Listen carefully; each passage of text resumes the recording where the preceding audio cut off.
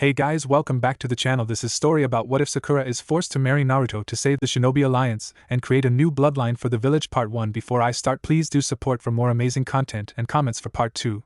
Do consider to subscribe my channel and share my video to your friends and check out the description as well. Let's start the video. The fourth great ninja war was in the making and the sides have been drawn.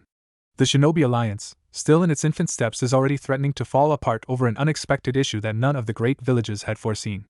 As the five great nations prepare for war and their representatives argue over which course of action to take in dealing with Madara and the Akatsuki with the Lord of the Land of Iron, Konohagakure is currently embroiled in a controversy and was taking steps to try and remedy the issue of a political marriage proposal by the Raikage to them that could threaten the fragile alliance's existence. The Leaf Village's Elder Council, along with the representatives of the clan heads and the Hokage, had been in session for most of the day, and the tension in the air was practically visible as they discussed the marriage proposal by the Raikage towards Konoha. "This is unacceptable," Udatane Kohara bellowed to make her voice heard. "As intriguing and politically sound it may be, we cannot give in to the demands of the Raikage." "I have to agree," Hyuga Hayashi grunted. "Marrying off one of the most talented and gifted kunoichi Konoha had ever seen to Kumogakure is beyond insanity. It's utterly ridiculous. We cannot hand off Haruno Sakura to the Raikage. Her skills in the medical field are bound to surpass that of her master, let alone she also holds the slug summoning contract. We cannot agree to such a deal." "Here! Here!" Several voices called out in agreement. A small sigh escaped a person that had been up to now been entirely silent. The man rubbed the bridge of his nose with his fingers. "As much as I want to agree with the arguments against the Raikage's proposal, we have to think about the consequences. Kumo has agreed to suspend any hostilities against Konoha, as well as overlook our little ploy in the matter of the Hyuga. Can we really afford not to hand over young Haruno to the Raikage? Hamura, are you insane?" Kohara bellowed at her longtime friend, teammate, and lover before adding, "Hiruzen as well as Sensei would never approve of such a deal. This proposal, it will only cripple Konoha in the long run. We cannot forget about the other great nations. Sunagakure has voiced their outrage at the Raikage's proposal and is threatening to leave the alliance." Nara Shikaku spoke up and silenced any arguments. "But what are Suna's real intentions? They are allied with us regardless. If we are to fight Madara and his Akatsuki ilk, they have no choice than to follow our lead." "None of this makes any sense," Kohara muttered and rubbed her temples in order to release the building headache that was slowly forming. A soft chuckle escaped from behind a tiny orange book and Kakashi spoke up. "I wouldn't worry about Sunagakure. As many of you know, the Kazekage has a special relationship with Team 7. His objections to this proposal are purely a show of force towards the other Kages." "Hataki-san, a word please," Danzo spoke up as he gently caressed the top of his cane. "Danzo," Kakashi's voice turned several degrees colder. "You will address me as Hokage-sama, and you shouldn't even be here after the stunt you pulled." But Kakashi raised his hand to silence Danzo's retort. "You still have valuable information and assets within your root program, and I am not a blind man to see that you had only the best intentions for Konoha at heart. But let me be clear, Danzo, one more step in the wrong direction and I will end you personally. Is that clear?" Kakashi asked in a very calm voice that held so much murderous intent that several people within the meeting squirmed uneasily on their seats. Danzo merely chuckled as his lone eye looked straight at Kakashi as if a snake was studying their prey and calculating when to strike. To be expected of the Yondame's precious student, such a refined killing intent without the use of chakra, it is commendable. Kakashi's eyebrow rose. "Should I take that as an insult or a compliment?" "Take it as you wish, Hokage-sama," Danzo replied with a hint of disdain in his voice before continuing. "However, I did not come here to argue my past actions with you. I came here simply as the Black Ops commander of Root, and I have an alternative solution to propose that should solve our problem with the Raikage and keep this fledgling alliance from falling." Quiet murmuring broke out, and Kakashi sighed as he closed his orange book and placed it away. He folded his hands on top of his table and nodded for Danzo to proceed. The old warhawk smiled and slowly stood up from where he sat and walked into the center of the room. He came to a stop and studied each individual carefully before addressing the entire council. "Honored councilmen, you have all voiced your opinions and concerns about this marriage proposal all day, but none of us have given a thought towards solving the problem." More murmurs broke out, and Danzo raised his good arm to call for silence, but when nobody obeyed, Danzo turned towards Kakashi and without asking, the Hokage nodded and slammed his gavel down, calling for order. "Thank you, Hokage-sama," Danzo muttered and returned to studying each councilman. "As I was saying, we are in need of a solution that will not only let Konoha keep their pride but also ensuring that the Raikage isn't offended. Keeping this alliance working, while at the same time stroking the egos of each nation, is going to be difficult enough as it is, and that is without having this ridiculous proposal hammer a wedge in between us all." "Get on with it, Danzo," Kohara growled. "We don't have all day to listen to your poison-laced speeches. Hiruzen should have put you in place a long time ago, and I regret all those years that I have listened to your lies. What is your plan in regards of avoiding Kumogakure's plans?" Danzo smirked evilly as his lone eye studied the elder, and the root commander turned towards addressing the Hokage. "It is quite simple. Haruno Sakura needs to marry a Leaf Shinobi, preferably today, in order to let Kumo and the Alliance know that the Raikage's proposal is out of the question. Silence, utter silence, was the only way to describe the reaction of the council to Danzo's simple yet effective solution. However, there was one person in the room that was utterly furious and about to explode. This is out of the question. I will never allow my apprentice to marry someone from Konoha based solely on avoiding an issue with Kumo. Marriage isn't a tool to avoid or strengthen one's alliances, Tsunade, Danzo growled. Your overprotectiveness of your apprentice is well known and documented. Wasn't it you that first thought about arranging a marriage between your apprentice and a certain blonde boy? Danzo said as he saw the enraged eyes of the former Hokage settle on him, and he pulled out a folder out of his robes to wave it in the air to show it to everyone. Wasn't it you that ordered a bloodline research on both Haruno Sakura and Uzumaki Naruto? Tsunade's face took on a pensive, sheepish look when she heard Danzo reveal that bit of information. Wasn't it you that discovered a high success rate in the creation of a new bloodline if those two shinobi were to breed? Tell us, Tsunade, why haven't you ever informed the council of this discovery? Why have you held such vital information secret for all these years? And yes, Danzo turned to address the council. She has known about this for years. In fact, one of her first acts as Godame Hokage was to order not one or two as it would be usual. No, she ordered a total of 5 research teams to decipher the genes hidden in the blood of both Haruno Sakura and Uzumaki Naruto and check them for compatibility. So why don't you enlighten us, Tsunade-sama? What did your research team discover? Danzo, Tsunade growled through clenched teeth, and the room was flooded with her killing intent. Danzo, that is enough, Kakashi barked and turned towards his predecessor. Is this true, Tsunade? Did you really order a bloodline research examination of Sakura and Naruto? Yes, Tsunade hissed and looked away in shame. Why? Kakashi asked, knowing fair well the entire attention of the council was now upon him and Tsunade. Tsunade looked up from where she sat and studied the shocked expression on the councilman. She sighed, and for the first time in a long time, she finally felt as old as she now looked after her recovery from Pain's attack on Konoha. I only became Hokage because of Naruto, and as we traveled back to Konoha, he wouldn't shut up about this village. He praised the village and the villagers, every last one of them, even after what they had subjugated him to. He constantly talked about Sakura as well, how much he loved her, and that he would do anything for her. I simply was curious.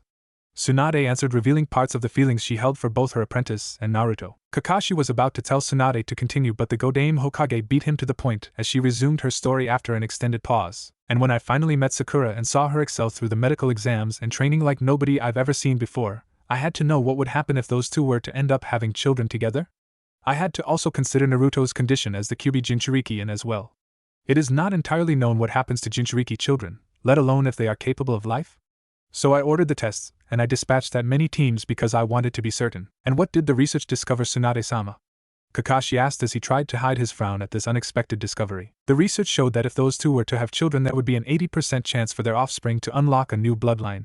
Tsunade muttered, and the council immediately started a frenzy of conversation with one another. Kakashi leaned closer. 80%? Are you certain? That is unheard of. It's practically guaranteeing that if those two were to produce offspring, there will be a new bloodline born from their combined genes. I'm certain, Hokage-sama. Then I would say this solves all of our problems. Danzo announced before adding, Konoha gets to keep one of its most talented kunoichi it has ever seen.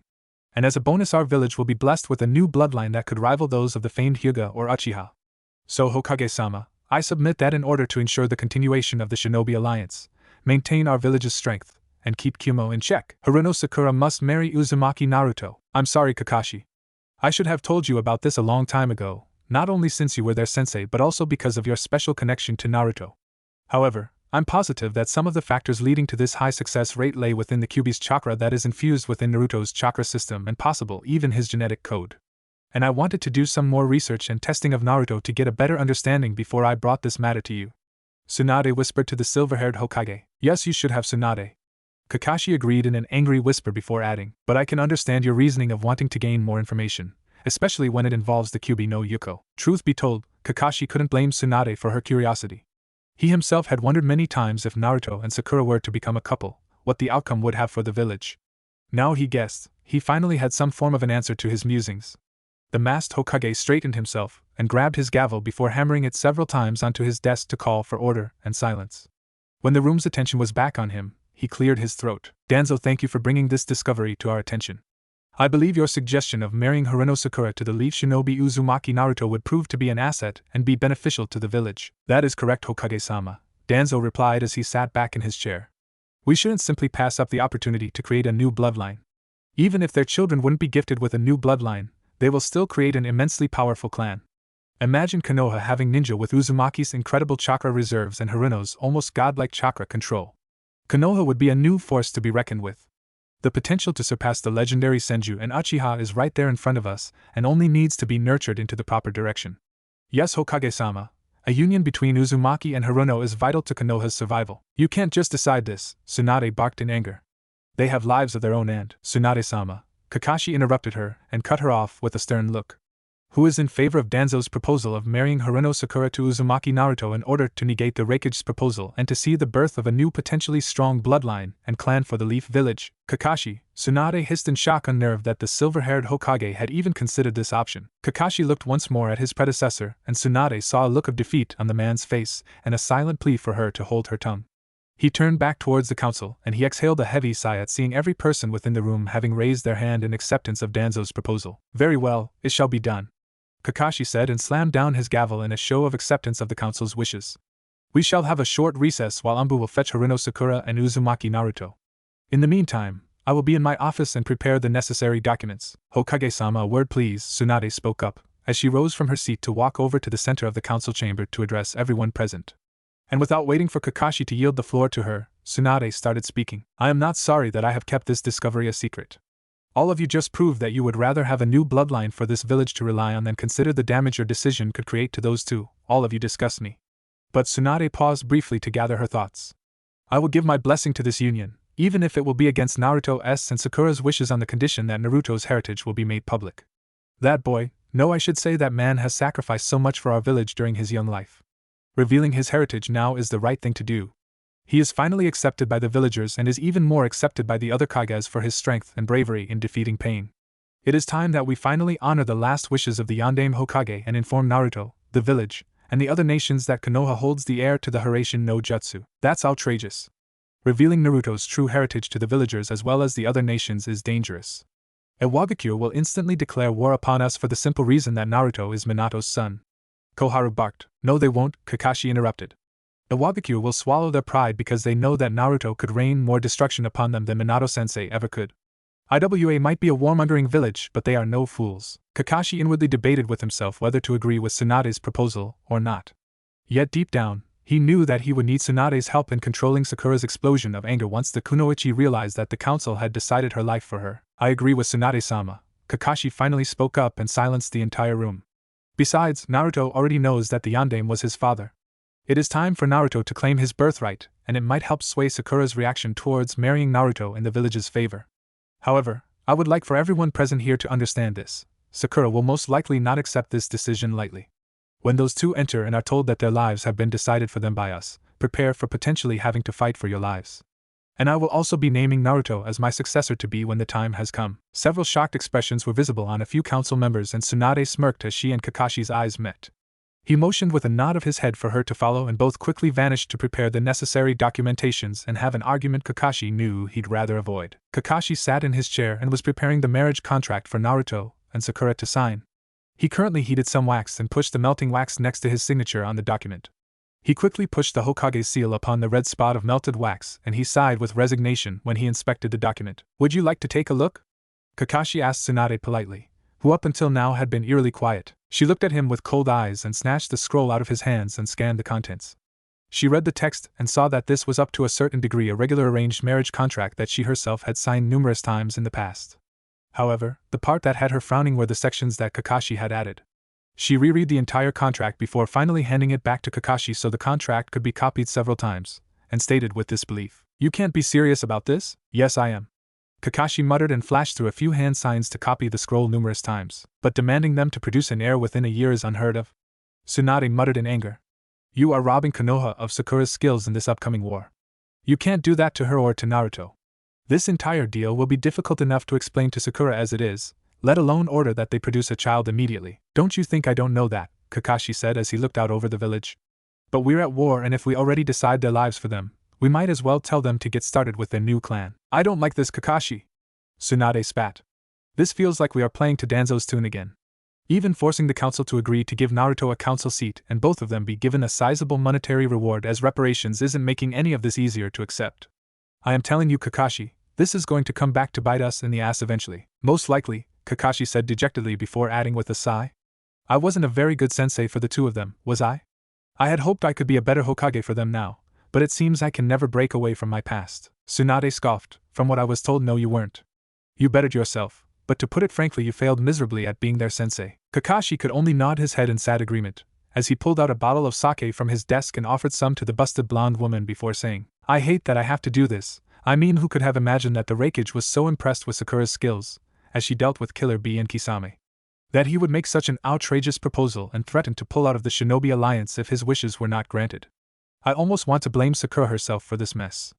If she wasn't so damn gifted, and I am not only talking about her skills as a kunoichi and medic nin, but also her unique gift that keep people like Naruto and Killer Bee in line when they get out of control. Those two are terrified of Sakura. Tsunade smirked. Yes, I can agree to that. Sakura does have a rather short leash on Naruto. Don't misunderstand Kakashi. In a small sick way, I'm happy and glad that those two are forced to marry each other and raise a clan. They have pussyfooted around their mutual feelings for too long, and perhaps this will be the inspiration they needed for them to finally acknowledge each other. Yet I can't help but wish they could have decided this for themselves. I agree, Kakashi muttered and sipped on his sake before adding, unfortunately, this solution will only cause another problem for the village thanks to that bloated gorilla of a Raikage. What do you mean, Kakashi? Well, you see, Tsunade, what I haven't told you in the council yet is that the Raikage put in a stipulation within his proposal in case we were to reject and deny Sakura being married off to him. What sort of stipulation? I suppose stipulation isn't the right word, it's more of an insistent demand. He says that if we deny his betrothal to Sakura, then he wants in compensation. An Umbu appeared in the office, interrupting what Kakashi was about to say, and announced, Hokage-sama, they are waiting for you. The council members have returned and Uzumaki and Haruno are waiting as well. Thank you, we'll be on our way, Kakashi said and sent the Umbu away. I'll just tell you and the council about the compensation demand from the Raikage at the same time, shall we, Tsunade? Tsunade nodded, but was very curious to know what Kakashi was about to reveal to her. Kakashi and Tsunade came walking down the hallway, and when they rounded the corner they froze to a stop, as they saw Sakura stomping on Naruto and yelling at him. Naruto, for the umpteenth time, stop telling me what to do. I don't like the idea of marrying the Raikage either, but if that is what it takes for this alliance to work, who am I to deny that? But Sakura-chan, you can't, Naruto stammered out as her foot continuously slammed down upon him. Haruno, Sakura. Stop this at once. Sakura turned and her face bore a shocked expression, and she quickly pulled Naruto to his feet and forced him to bow with her in respect. Sorry, Hokage-sama, Tsunade Shusho. I didn't mean for you to see or hear. That's quite alright, Sakura-san, Kakashi said and walked towards the door. We will call both of you inside in a few minutes. For now, please bear with waiting. Tsunade-sama, Kakashi called over to his predecessor, who was intently watching the two younger shinobi starting to bicker and fight again. Shusho, is everything alright? Sakura asked, as she had pummeled Naruto into the wall once more for speaking up and voicing his disagreement with the Raikage's proposition to marry her. Sakura took a step forward and wanted to place a reassuring hand on Tsunade's shoulder when the busted blonde shook awake from her thoughts. I'm sorry, Sakura, I am quite fine. I was just thinking, Tsunade said and patted the pinkette on the shoulder. Listen to me, Sakura, no matter what the council has decided, you have to understand that it is only in the best interest for you and Konoha. Hi, Tsunade Shusho, Sakura answered weakly, believing her mentor had given her a glimpse at what would await her inside the council chambers. Bachan, Naruto yelled as he sprung up from the crumbled pile that was his body. You can't let Sakura-chan marry that old fart. She is a Konoha shinobi, she belongs here, where her friends and family are. Naruto, shut up, Sakura growled and punched him into the wall again as she saw tears shimmering in Tsunade's eyes, and Sakura accepted the inevitable that her future lay no longer in Konoha but in Kumogakure. Please, Naruto, don't make this any harder than it already is, Sakura pleaded with him. But Sakura-chan, Naruto said in a hurt voice. Kakashi and Tsunade didn't hear the continuation between Naruto and Sakura's argument as they entered the council chamber. Kakashi leaned closer to Tsunade and whispered, why did you make her believe that we were sending her to Kumogakure? Why torture them? I never said that we'd send her to Kumo. She assumed and accepted her fate, Tsunade whispered back, and she wiped a tear away. Okay, but why are you crying? Kakashi asked in confusion. Because she is willing to give up her life without a second thought for Konoha, Tsunade muttered. I just hope she will react the same way when we tell her that she has to marry Naruto and bear an heir within a year. Let's hope so. Kakashi replied thoughtfully and wondered how he would break the news to his two former students. He quickly took his seat and placed the scroll that contained the marriage contract on the table. He also placed two more scrolls on the table that were used to promote a shinobi to the rank of jonin, and lastly, Kakashi unsealed a set of 3 scrolls that were bound together by a gold robe and added them to the collection on the table. Kakashi slammed his gavel onto the table numerous times, signifying that the council was officially back in session. Before we call in Naruto and Sakura, Kakashi began. I would like to inform you all of the stipulations that I have attached to the condition of this marriage deal. Firstly, Naruto and Sakura have a right to know why they are forced into this arranged marriage. Secondly, they are required to produce an heir within a year, starting today. And lastly, Naruto as head of the Namikaze clan shall be granted a council seat. Furthermore, Both he and Sakura will receive a starting sum of 20 million ryo for sacrificing their free choice for this village. And they will receive another 5 million ryo for every child born in the next 10 years. That's outrageous, Koharu barked in anger. You already said he would become your heir to the throne of the Hokage. Isn't that enough? No, it is not, Kakashi said in a cold tone that left no room for argument. Everyone here present voted for them to be pushed into this situation, and you can't expect them to agree without any sort of compensation. But aren't they already gaining enough by announcing Uzumaki's heritage? Koharu asked. What is there to gain from the Namake's name, fame? Please, everyone here knows that the Yondaime Hokage was a simple man. He had no wealth, no council seat, and certainly no clan. All that man had was his love for Kushina, his teacher, and his students. Minato Namakes, however, did have many enemies. The only thing Naruto and Sakura will gain from publicizing Naruto's heritage is the possibility of gaining even more enemies than they already have. Kakashi stated with disdain, as he wanted to scream at everyone present but refrained from doing so. I apologize, Hokage-sama, Koharu spoke up again. I didn't mean to downplay Uzumaki's. I mean Namake's and Haruno's sacrifice for our village by denying them compensation. I merely wanted to understand your reasoning behind these demands. Please, I am sorry. Kakashi nodded his acceptance of the apology, and studied everyone's faces before announcing. Now, if there aren't any other complaints, it is time we call in Naruto and Sakura and inform them of the council's decision. Go Manasai Hokage-sama, Yamanaka Inoichi spoke up as he stood. Would it be alright for my daughter to sit in on this part of the meeting? I believe this meeting will be a great opportunity for my daughter to finally realize the importance behind our meetings, and I hope she will learn to take her life as a shinobi and future clan head more seriously. Kakashi mulled over Inoichi's request and nodded. Very well, Inoichi-san. You may summon your daughter, but make it clear to her that she is here only for observation. She has no right to speak and voice her opinion. Certainly, Lord Hokage, and thank you. Inoichi bowed in respect and told one of the Anbu stationed by the door to fetch his daughter. Inoichi voiced an excellent idea. Kakashi spoke up as the blonde Yamanaka spoke to the Anbu. Would any other honored clan wish for their respected heirs to attend this meeting? Several clan leaders looked at each other until Shikaku spoke up. Yes, Hokage-sama. I believe this might be the inspiration my son Shikamura might require. Very well. Kakashi raised his arm to summon an Anbu. When the Anbu appeared next to him, Kakashi spoke and watched the rest of the clan heads slowly raise their own hands in a show of wishing their offspring to sit in on this meeting. Please fetch Nara Shikamaru, Akimichi Choji, Inuzuka Kiba, and Aburame Shino. Hyuga-san, what about your daughter Hinata? Would you not want her to sit in on this meeting as well? I am sorry, Hokage-sama, but I am not entirely certain yet if Hinata is capable of leading the clan. For the time being, I'd like to tutor her some more privately. Please excuse a father for wanting only the best for his daughter, Hayashi Hyuga spoke up. Understood, it's perhaps better that she not attend this council session anyway, Kakashi stated, as he signaled the Anbu to retrieve the other clan heirs. Hayashi Hyuga raised an eyebrow slightly at Kakashi's statement, but then realized that the Hokage was merely looking out for Hinata, as it would be painful for the girl to see her crush forced to marry another. Kakashi pulled out and flipped his Ika book open to read while silently praying that Sakura was in a good mood and would remember her selfless words that she had used in order to calm down Naruto outside the council chamber mere moments ago. The council waited for roughly 10 minutes as every clan heir trickled into the chamber and took their seats behind their respected parent. All of them held a curious and confused expression, but none of them spoke, demanding answers to their sudden summons. Kakashi slowly pushed himself out of his chair and stood and asked, I believe most of you are wondering why you have been summoned? Kakashi asked of the new arrivals before he continued on. The leaders of your respected clans have decided that today's meeting would be a viable tool to teach you the importance behind council sessions. I hope all of you will listen carefully and pay close attention. In truth, the majority has already been decided, but I have decided and allowed you to sit in on this meeting because it will with no doubt affect all of you. I will say this only once, but everything that is said within this room will stay here. It is not to be discussed with anyone, not even with other councilmen. You have no official say on any matter discussed, and I expect all of you to keep quiet and to observe. Kakashi then turned towards the Anbu guard at the door and signaled for Naruto and Sakura, and the Anbu guard briefly stepped outside to inform that Naruto and Sakura could enter. Now Naruto, remember to behave. Only speak when spoken to, got it? Sakura warned him slightly as they entered the council chamber together. She unintentionally leaned closer, and Naruto's back stiffened abruptly at the closeness towards her. She whispered into his ear, no matter what they decide, don't overreact. There will be a reasonable explanation to their decision, promise me. Naruto nodded quickly but otherwise didn't say a word. Kakashi watched them and he wondered what Sakura had just told him. He waited for his two former pupils to reach the center of the room, and when they turned towards them he stood up from where he sat and clasped his hands behind his back. The white Hokage robe hung loosely over his frame and showed it being a size too large in the shoulder area. I must look ridiculous, Kakashi thought as he gathered the proper words to address them.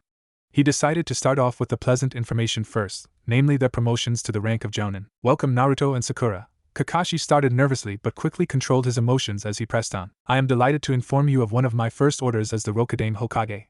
I hereby promote you to the rank of Jounin within the Konohagakure Ninja Corps. Congratulations, both of you, these are your official promotion letters. Kakashi watched the stunned expression and handed them each their appropriate scroll. After they received them and were given a chance to process this new information, Naruto bore a wide grin and Sakura was smiling as well. Kakashi cleared his throat to get their attention again. Now I trust you two with the rank of Jounin Shinobi not only because you both have proven yourselves capable of leadership and knowledge of the shinobi arts, but also because both of you have proven numerous times that you can put the need of the masses before the need of the few. Even as you were told to put the success of the mission before your friends and teammates, I am proud that you two were able to never give up your nindo in order to complete the mission. Your dedication towards your friends and teammates are commendable, and I wish from the deepest of my heart that you too understand that with this promotion comes great responsibility. He paused and inhaled to gather his strength. He looked at his two newly appointed jounin, and it twisted his heart at seeing their happy and worryless expressions before saying, "Now my next order as Hokage will be to reveal Naruto's true heritage to the village and the other nations." Naruto's expression turned from one of utter bliss to one of worried confusion, while Sakura simply turned questioningly as she looked from Naruto to Kakashi and eventually settled on the Hokage. "Gomen Hokage-sama," Sakura weakly spoke up. "What heritage? What are you talking about?" Sakura, Kakashi started, but was interrupted as Naruto acknowledged for everyone in the council chamber to hear. "Sakura-chan, what Kakashi-sensei, I mean Hokage-sama means is that he is going to reveal the identities of my parents." "What, but that's great, Naruto," Sakura said and turned towards her blonde teammate. "Why are you so dejected? Wait, why was there a need for the secrecy from begin with?" "My mother's name was Uzumaki Kushina," Naruto muttered and looked at his feet, not giving Kakashi a chance to explain it for him. "My father's name, he was called Namikaze Minato the Yondaime Hokage." "Why, your father was the Yondaime Hokage?" Sakura blabbered in shock, repeating the question in her mind. "Yeah," Naruto muttered depressed. "Sorry I didn't tell you sooner." Sakura suddenly blinked as if she was slapped in the face and frowned. "Why are you sorry?" "Naruto, that's great.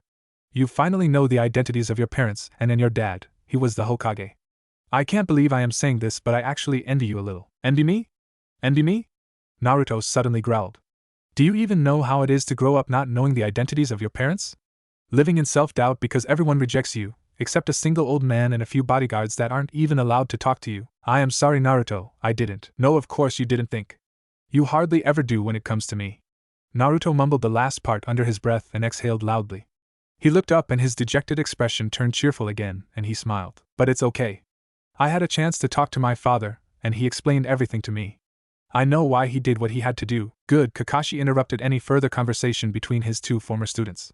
For a second there Kakashi's heart had stopped beating when Naruto's voice and expression had darkened after Sakura had thoughtlessly spoken her opinion. Kakashi had briefly looked towards Tsunade, but the aged woman wore a stoned expression. Eyes settled on her two children as there was no better way to describe her relationship with Naruto and Sakura other than a mother looking after her two kids, and yet her face didn't reveal any emotion. "I am sorry, Naruto, but we believe it is time that your heritage is revealed to the world. If you may wish so, you may adopt your father's name, and you are entitled to the few possessions that your parents left behind. These scrolls here contain their wills and your father's techniques," Kakashi said and motioned for Naruto to step closer so he could hand over the 3 scrolls that were tied together by the gold rope. "Naruto, I am sorry," Sakura whispered to him as he returned to standing next to her. "I really was tactless. Please forgive me." "Sakura-chan, it's alright. Now pay attention, I don't think it's over yet." "Ba-chan is too tense, and Kakashi isn't acting like his usual self either," Naruto whispered back and offered Sakura one of his genuine smiles that told her that nothing had changed between them. "Please pay a little more attention, you two," Kakashi addressed them. He wanted to sigh and run away and bury his head in one of his Ika books, but he knew it was time to literally drop the bomb on them. "Naruto, Sakura, what I have to say next is I'm truly sorry." "No!" He raised his hand to silence them and smiled weakly. "That wasn't what I needed to tell you, but me and everyone else here are very sorry for what I have to tell you too."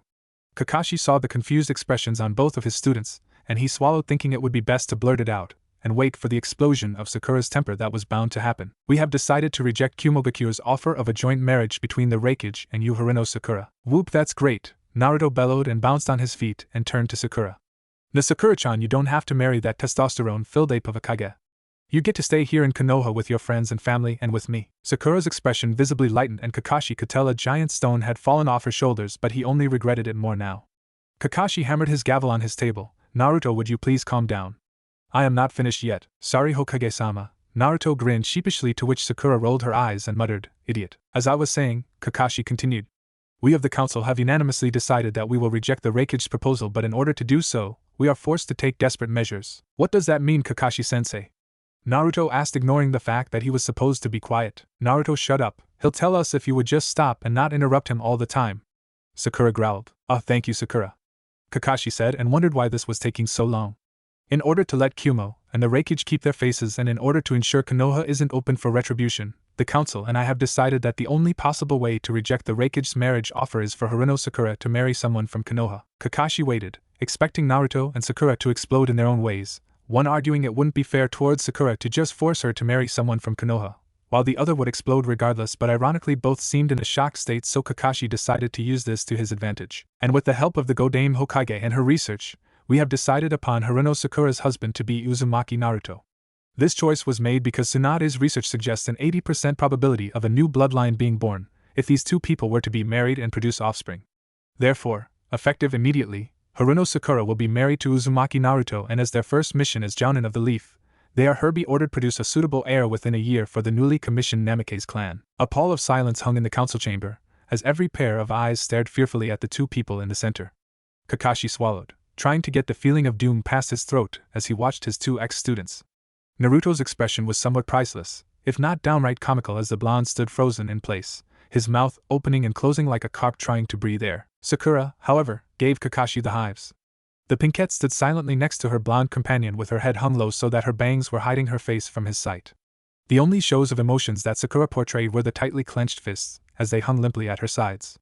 After several seconds of pure silence in which a pin drop could have been heard, quiet murmurs broke out between a select few councilmen, and Kakashi's trained eye instantly picked up Sakura's minute trembling. The shit is about to hit the fan, he thought, and started an inner monologue with himself, trying to think up satisfying answers that would calm down the raging kunoichi. What research? Sakura softly hissed with her head still lowered and her fists trembling minutely.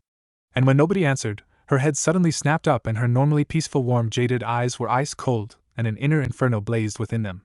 I asked what kind of research, she spat, and her voice shattered the illusion of her quietly accepting their terms. Who the hell do you think you are? What gives you the right to perform tests on my blood, on my genes? Who ordered that these tests be conducted?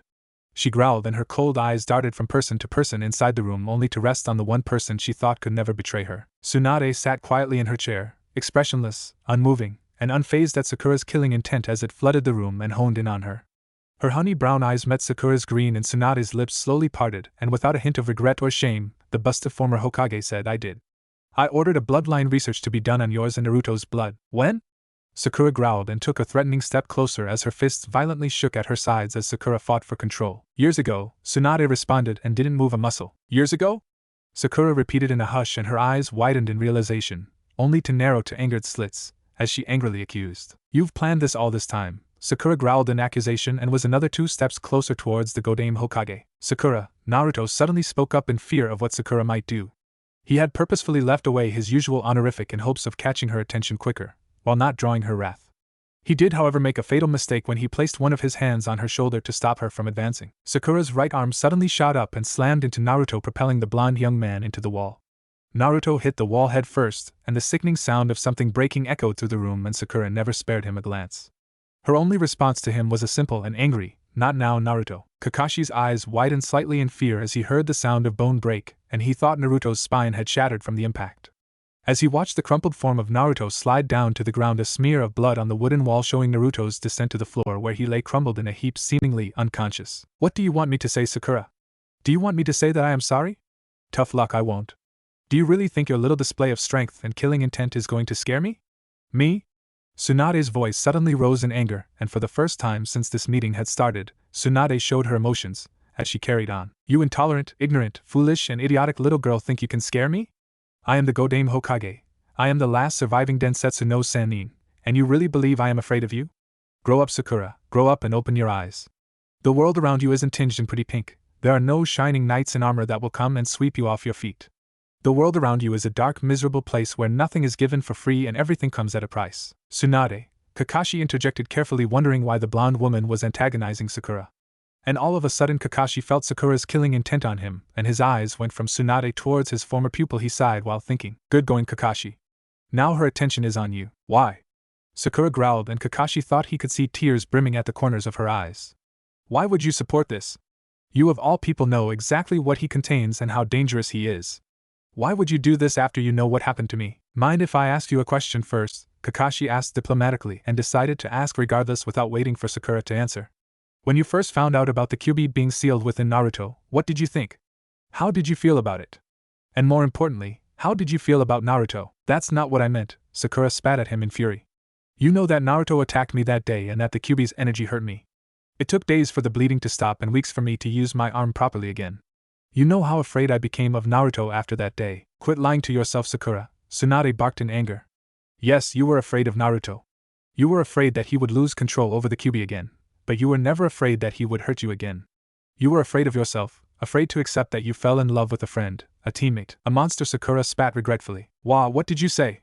Tsunade asked, wide-eyed in shock at what she just heard. Yes, a monster, Sakura shouted, and tears suddenly fell freely as she ranted on. Yes, I was terrified. I finally realized why he was hated by the village, why he was called the demon, and why he clung to me and Sasuke-kun. We were the only people that ever acknowledged him, we were his hold on to his humanity, but by clinging to us, he dragged us down with him. He dragged me down so deep that I was willing to love a monster, willing to become one if needed.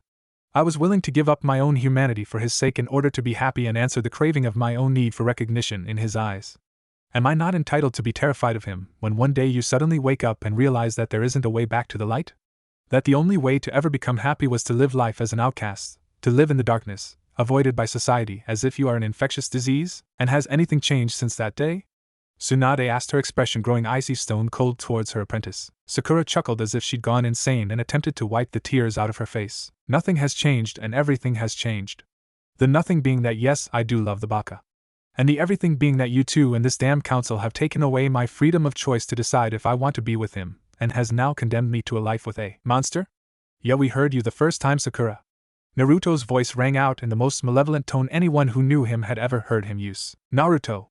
Sakura cried out as she spun around to face the subject of her rant, someone she had thought was unconscious. Yes, Sakura, Naruto, or I guess I should go by your new affectionate term for me, monster. Sakura winced at the icy tone in Naruto's voice and noted that for the first time ever Naruto had not addressed her with the suffix chan attached to her name, as the pink-haired woman stammered. I'm sorry, Naruto, I didn't mean. What, Sakura, didn't mean to call me a monster, or didn't mean for me to hear it?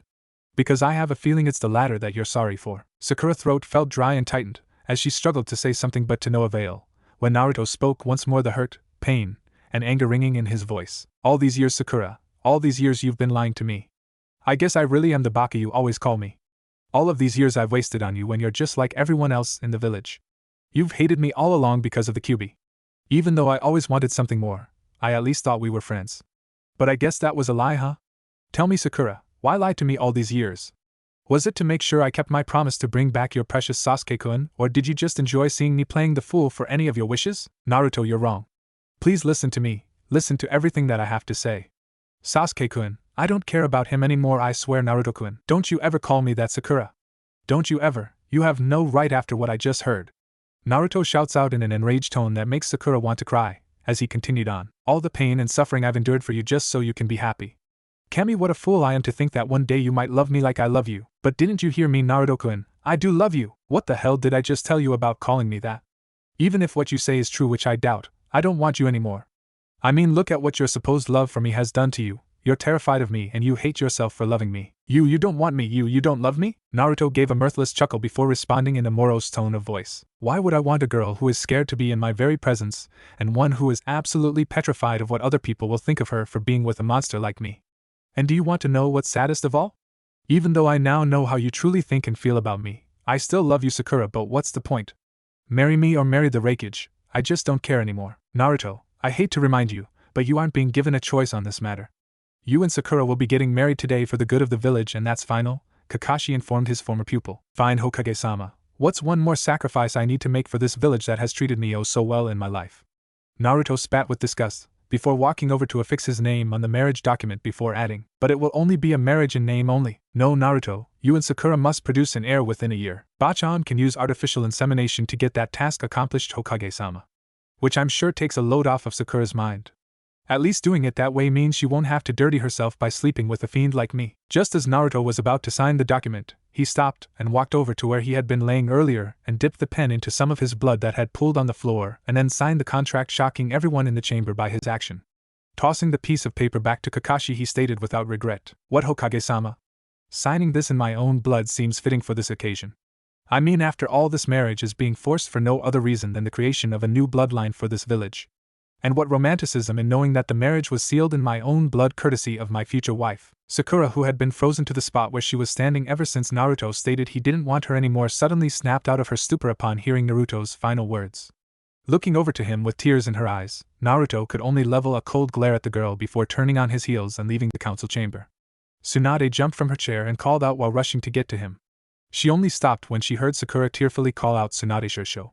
Turning around, the aged blonde Godame walked over to her former apprentice and slapped her across the face before shouting with rage, "I am disappointed in you, Sakura. I thought better of you than this. What is your problem?" Sakura looked at her with a stunned expression on her face. "If you still fear Naruto, use it to get stronger. If you still love him, use it to control your fear. And when the day comes that you no longer fear the demon inside of him, you will realize that you never were in the dark. You were always in the light, Sakura, because you were and still are Naruto's only light. You have a power over him that many in this room wish they had. With a simple word or a warning glance, you can control one of the strongest shinobi this village and this world has ever seen, and if you wanted, he'd go as far as kill for you. Even more, he would also die for you if it meant that you would live. Tell me something, Sakura, what more do you want from a man who is willing to do all of that just for you?" I, Sakura stammered but fell quiet as she didn't know how to respond.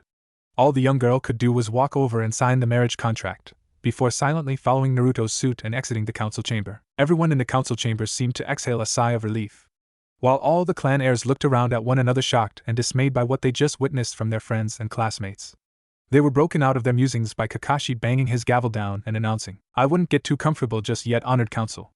While this marriage solves the initial problem the Reikage presented to us, it also causes another major catastrophe for the Leaf Village." "What is it, Hokage-sama?"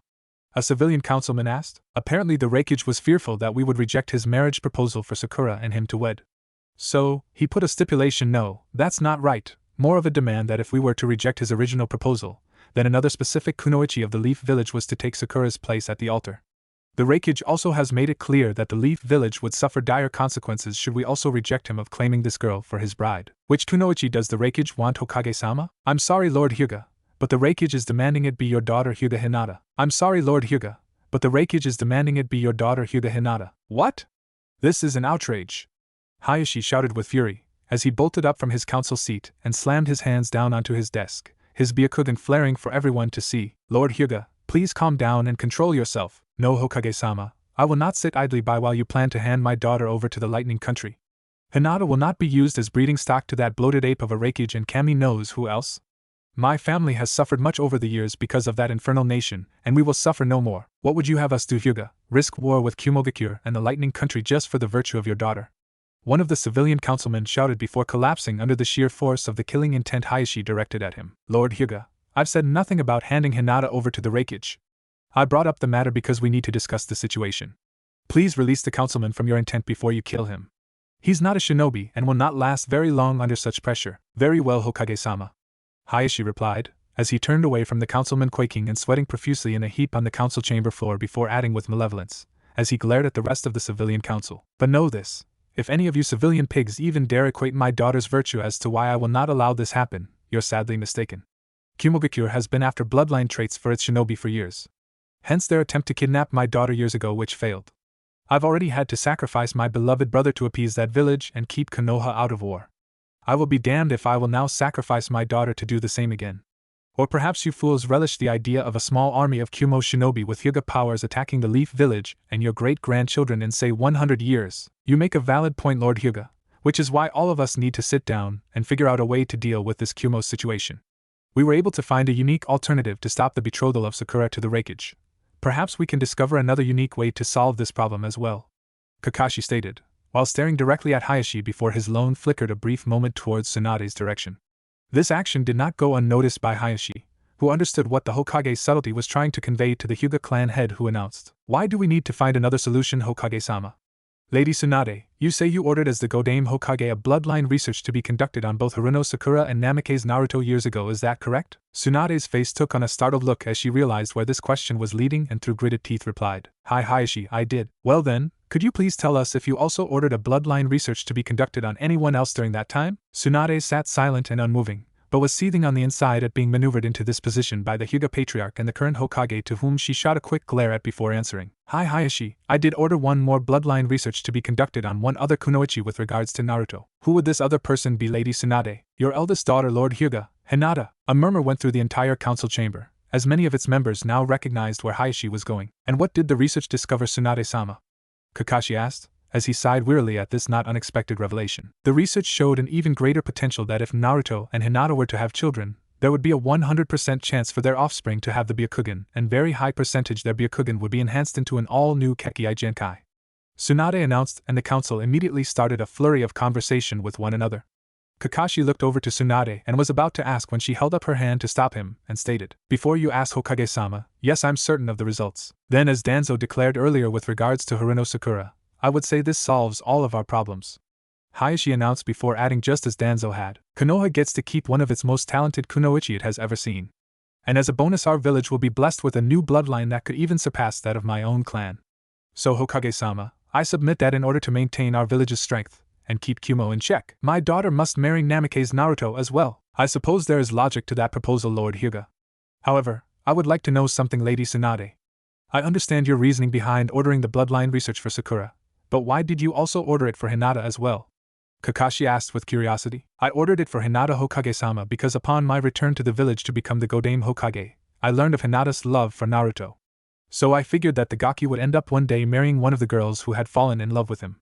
I just didn't know which one it would be, Sakura or Hinata? Well, it doesn't matter now, I guess, because it looks like our favorite knucklehead is going to end up with both girls now. Kakashi comments with amusement. Hokage-sama, while I am not against this marriage proposal of Lord Hyuga's daughter with the Namikaze heir, you stated that the Reikage made it clear that the Leaf Village would suffer dire consequences should we also reject him of claiming Hyuga Hinata for his bride in place of Haruno Sakura. Are we not risking the end of the Shinobi alliance against the Akatsuki and possibly war with Kumogakure if we follow through on this measure? Koharu questioned with concern. I think not, Koharu. I happen to know that the Kazekage, Mizukage, nor that Tsuchikage holds any love for the Reikage. And they all recognize the threat of the Akatsuki, so I doubt they will dissolve the alliance simply because the Reikage can't get his groove on. That may be, Hokage-sama, but that doesn't ensure that they won't take sides if a war develops between Konohagakure and Kumogakure. Iwagakure may join with Kumo simply to help take revenge for what the Yondaime did to them in the last great shinobi war. Plus, lest we forget, Kumogakure does hold the 8-tailed Jinchuriki which they could use against us, and we have the 9-tailed Jinchuriki at our disposal should war arise. I'm sorry, Koharu-san, but Lord Hyuga is correct. We cannot pass up the opportunity to create not only one but two brand new bloodlines. We've already discussed that even if the children Haruno Sakura and the Namikaze heir wouldn't be gifted with a new bloodline, they will still create an immensely powerful clan. Imagine Konoha having ninja with the famed incredible chakra reserves of the Namikaze along with Haruno's almost godlike chakra control. Konoha would be a new force to be reckoned with. Now, upon learning that perhaps an even greater bloodline could be born from the union of the Hyuga and Namikaze heirs, which has an even greater potential of surpassing the legendary Senju, Hyuga, and Uchiha clans, is right there in front of us and only needs to be nurtured into the proper direction. Our chances to usher in a new era of Kekkei Genkai is within our grasp, and all that needs to be done is nurture Haruno's, Hyuga's, and the Namikaze's future into the proper direction. Yes, Hokage-sama, a union between the Namikaze heir and the Hyuga heiress is just as vital to Konoha's survival as is his union to the Haruno girl. Danzo exclaimed with all the authority he could muster. Yes, Danzo-san, I already recognize the potential gains to the Leaf Village of these unions. What concerns me is this village's losses should war arise once more between the 5 great nations. Koharu snapped in retort. That will not happen. As I stated earlier, Iwagakure will not risk war with us for fear of what we, or more specifically what Naruto, could do to their forces. Also, were they to ally themselves with Kumogakure, which I highly doubt given the amount of disdain that Tsuchikage has for the Reikage. That Tsuchikage knows that any aggression towards our country or village would bring in the Wind Country and Sunagakure to our defense, should we request it, which we will not. No, to preserve the Shinobi Alliance, Suna, IWA, and Kiri must remain neutral if the Reikage chooses to follow through on his threat. We must keep this strictly as a dispute between the Cloud Village and the Leaf Village should that arise. Kakashi commanded, cutting off any potential arguments from Koharu or Danzo. Very well, Hokage-sama, I've stated my concerns and that is all I can do. But what exactly is going to be the reason we present to the Reikage to why we are refusing both of his demanded marriage betrothals? Koharu contritely asked before resuming her seat in the council chamber. Well, since Naruto is the last living legacy of the Namikaze clan, we can always present to the Reikage that as such the 2 most skilled and qualified kunoichis were selected to become his wives under the Clan Restoration Act to rebuild his clan. Those kunoichis being Haruno Sakura and Hyuga Hinata, who in fact are the two most skilled and qualified kunoichis we have currently available for marriage to Naruto. What about Yuhi Kurenai? She's available and definitely has a hot enough body that any man would want to get with. Maybe we could offer her for betrothal to the Raikage and that might appease him, since the two girls he wanted are not available. A civilian councilman declared before he fell to his knees gasping for air, as the killing intent directed upon him from the Hokage was crushing before he heard in an icy and deadly tone of voice. Yuhi Kurenai is not available for appeasement of the Raikage. After a few more seconds of uneasy silence in the council chamber, Hayashi spoke up and announced with fervor, I agree with Hokage-sama. It is a perfectly logical and reasonable explanation to give to the Raikage as to why he cannot have either the Haruno girl or my daughter.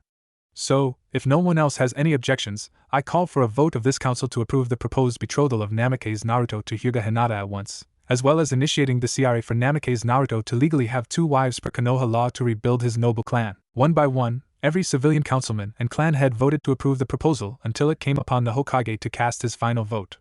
Rising from his chair and gripping his gavel, Kakashi announced with authority, upon unanimous vote of the Konoha Council and the office of the Hokage, the measure brought forth by Hyuga Hayashi of marrying Hyuga Hinata to Namake's Naruto, and to initiate the CRA for Namake's Naruto in order to negate the Raikage's betrothal demands and to see the births of a new potentially strong bloodlines to the Namake's clan has been approved. Kakashi slammed down his gavel to make the proposal official before adding, It is done, now since there are no more matters on today's docket, this council session is officially closed.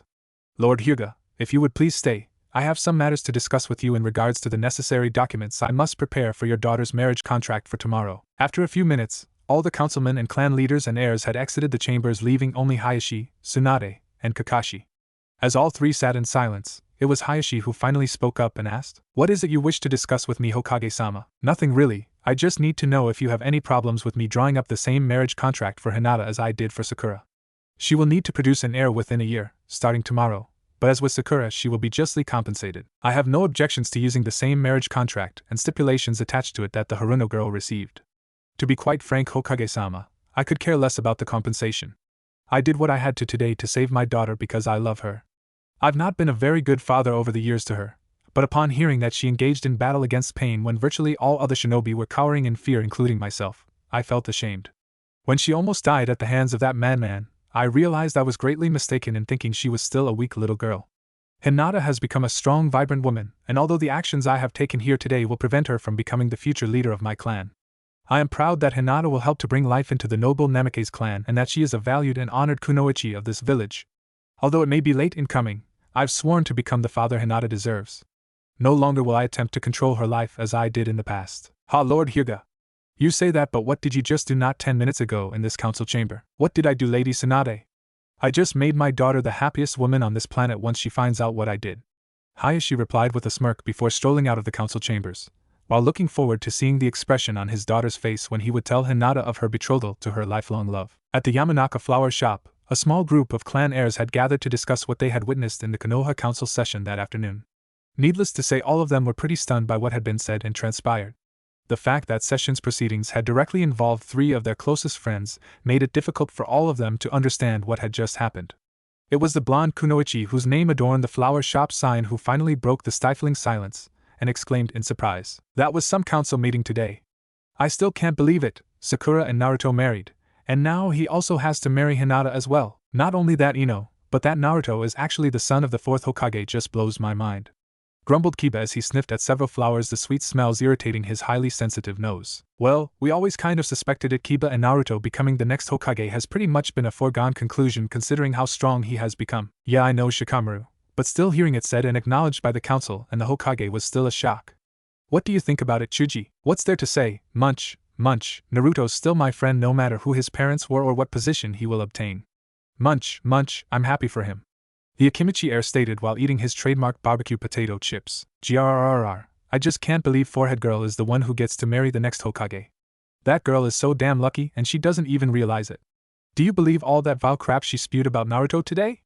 Ino exclaimed in a sigh as her fingers played with a knife with which she normally cut the stems to shorten the flowers so they could easily fit into smaller vases. I always knew her relationship with Naruto was troublesome, but even I was thrown for a loop by what she said about how she felt about him. Sakura's reasoning as to those feelings about Naruto is very misguided and illogical, not to mention most troubling to me. Shino stated in his usual monotone voice. Well, speak of the she-devil now, look who's heading this way. Kiba remarked, while looking out the pane glass window to the flower shop to see Sakura with her head down crossing the street and walking towards the store. Nobody say a word about Hinata to her. I don't want Sakura screwing things up between Naruto and Hinata tomorrow. Kiba growled with authority. A moment later, the entrance door to the shop opened and struck a bell signifying someone coming in. Sakura looked up and was startled to see many of her friends of the Rookie 9 class staring at her intently, as she stammered nervously. Hi everyone. Hi, I was just stopping by to see if I could talk to Ino. I can see you all are in the midst of something, so I can come back later. There's no need, Sakura. The topic of our conversation was today's council meeting. You are more than welcome to participate about that subject. For I have one question I wish you to answer for me. Okay Shino? Please tell me, Sakura. Am I a man or an insect? What? I don't understand the question. It's quite simple, Sakura, so I'll repeat it. Am I a man or an insect? You're a man, Shino, why do you ask? Are you sure, Sakura? I mean, I do host an entire colony of insects within my body? Why, yes, but they're separate life forms from you, Shino. Yes, they are, Sakura. It is too bad you have never used that same logic when it came to your own teammate and friend.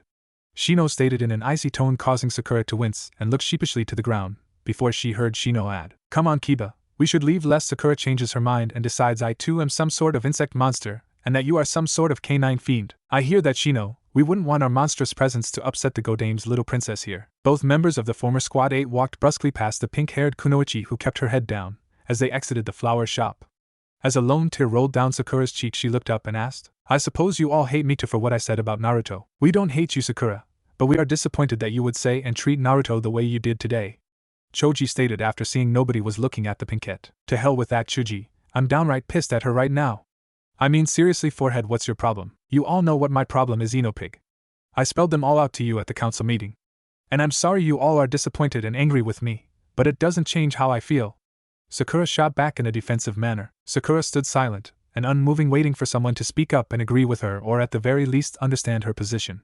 When no one did, Sakura looked to the floor dejectedly before weakly stammering out a justification of her actions. You guys just don't understand, it's not the same thing. Naruto hurt me in the past, and I've been afraid of him ever since. Bullshit, Sakura, that's a load of crap and you know it. I remember when you got hurt, and I also remember Naruto apologizing and beating himself up over it for months. What I don't remember is you ever saying to me or anyone else how scared you are of Naruto. No, what I remember is you being upset about how badly Naruto was torturing himself over it. And why you felt upset about Naruto torment forehead. It's because you love the blonde knucklehead and deep down you know it.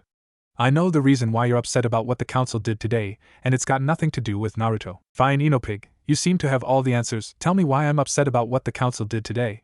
Sakura spat with derision. You're upset, Sakura, because you don't get to play the role of martyr that you've so dearly loved to play your whole life. What? That's right, Sakura, you've always loved to play the role of the victim your entire life.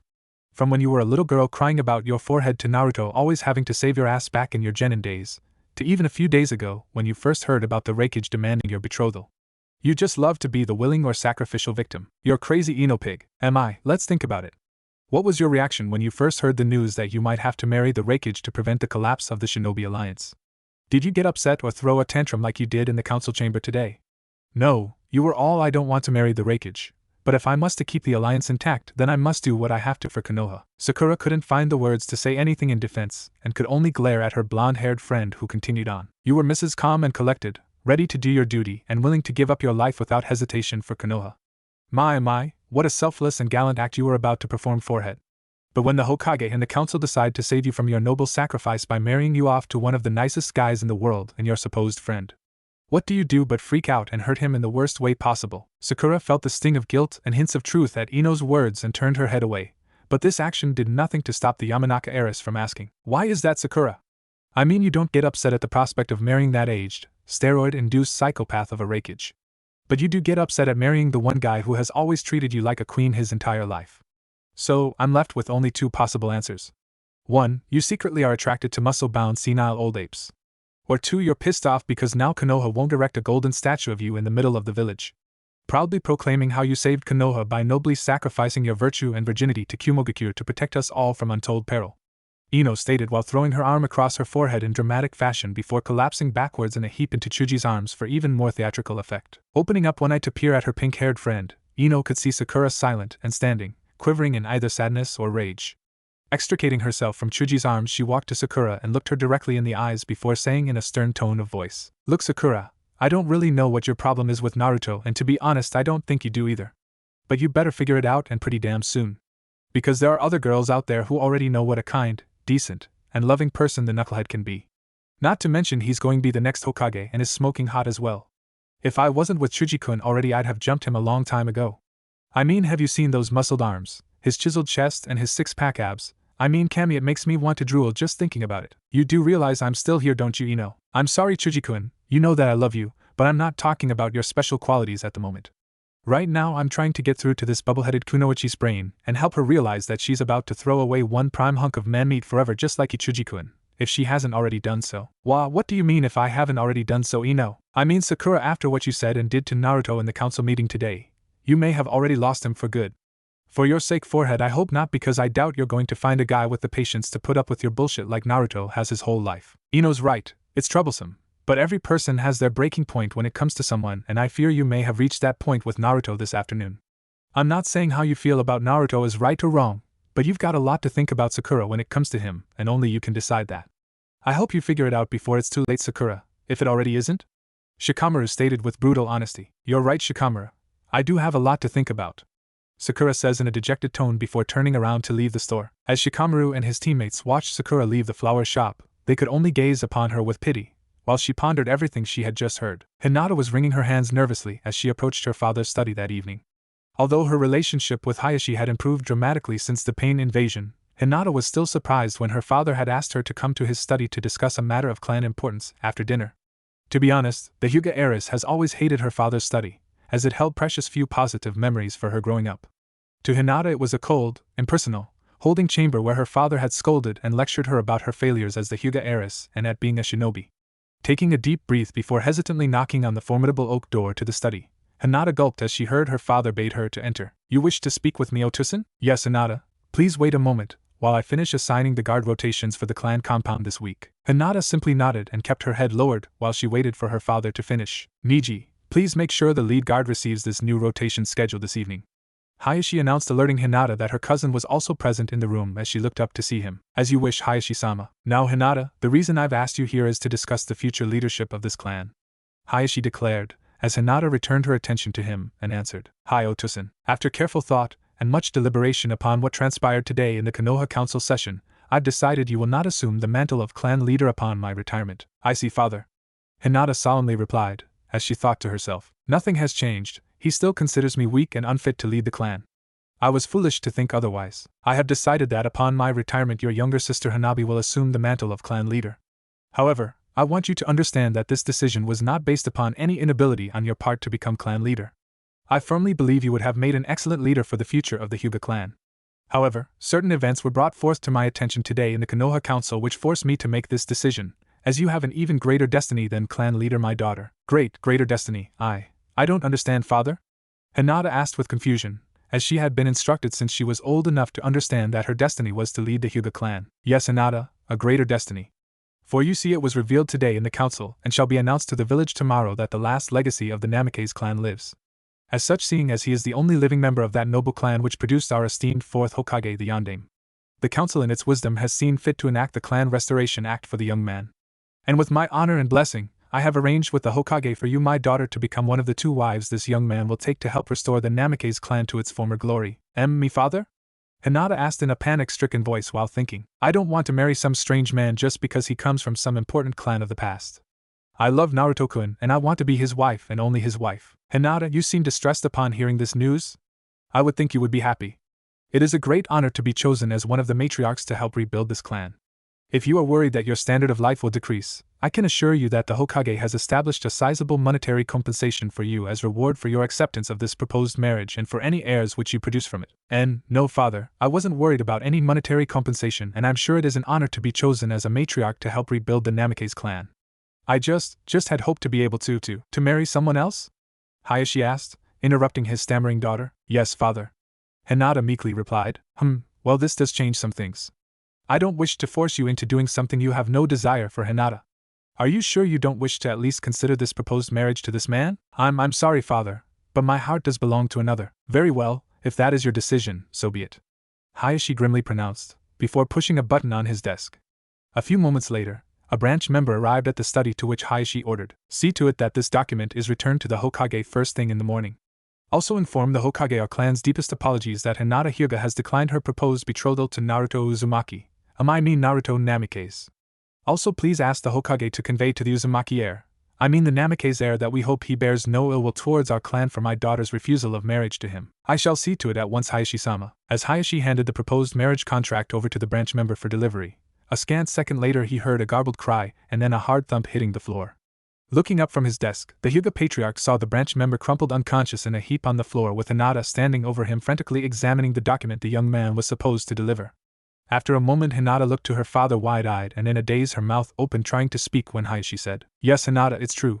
Am I to understand you've had second thoughts about not marrying Naruto Namikaze? Because if you have, I've already signed off on the proposed marriage, as you can see, and you have my full support and blessing to marry the young man if you want to." "I want to, father!" Hinata exclaimed before her eyes rolled to the back of her head and she fainted, as her mind overloaded at the thoughts of being Naruto's wife. Both Hayashi and Niji watched Hinata fall to the floor clutching the marriage contract in her hands. Both men could only shake their heads in amusement before Hayashi ordered his nephew to carry Hinata to her bedroom and to leave the contract with her. As Hayashi watched Niji pick Hinata off the ground, a small tear rolled down his cheek, as the smile adorning his daughter's face was priceless.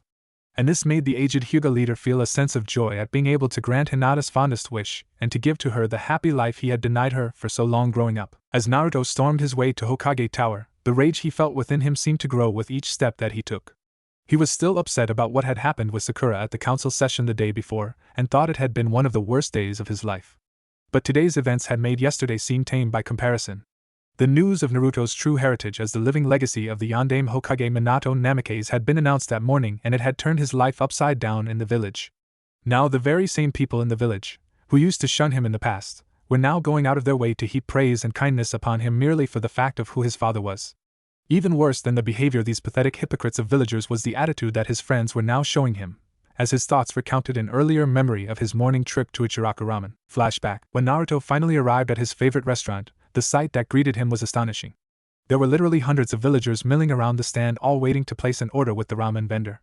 Naruto could see that Teuchi and Ayam were working at a frantic pace to fill all the orders they were given.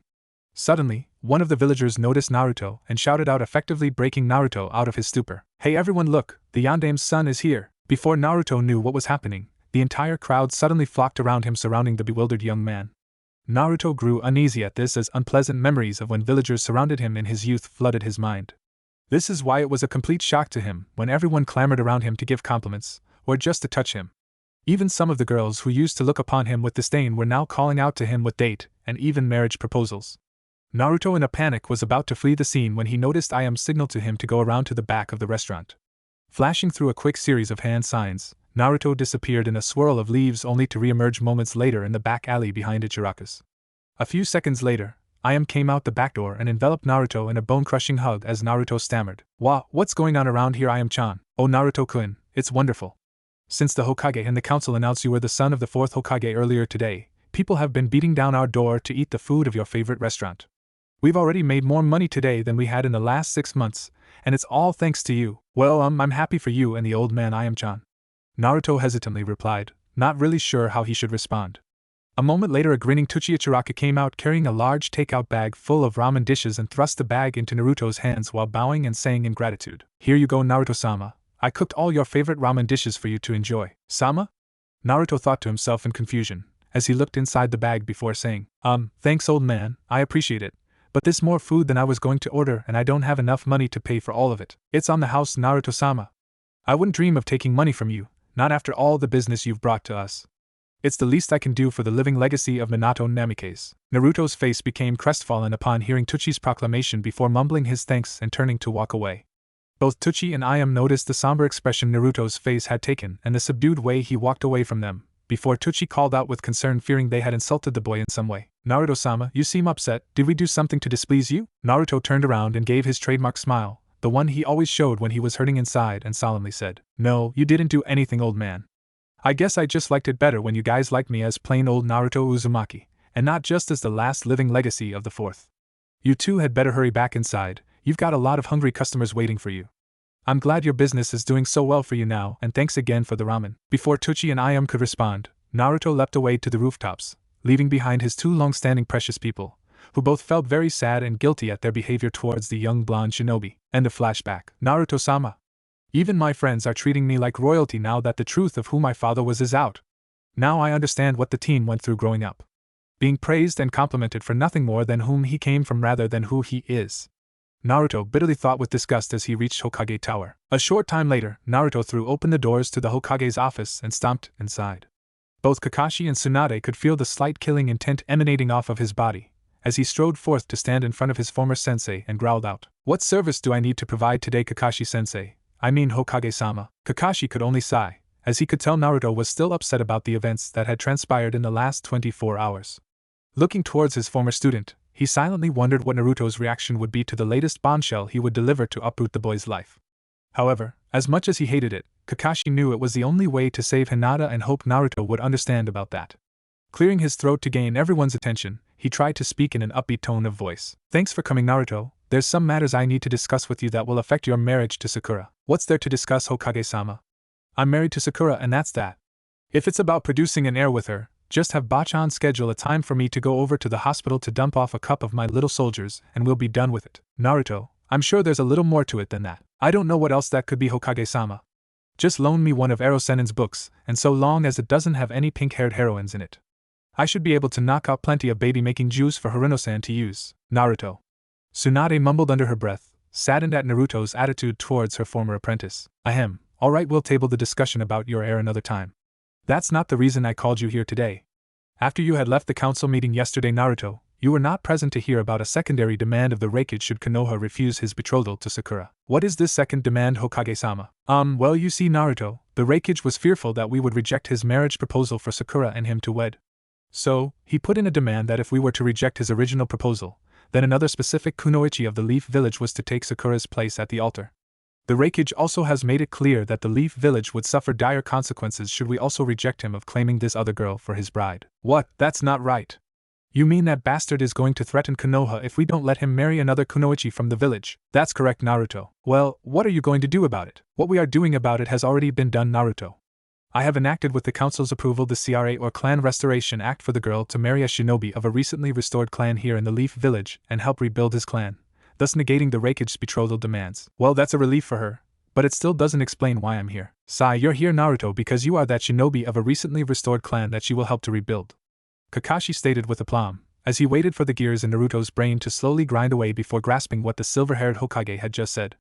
After a minute, Naruto's eyes grew wide and Kakashi could only close his eyes while waiting for the inevitable explosion. "No, no, no!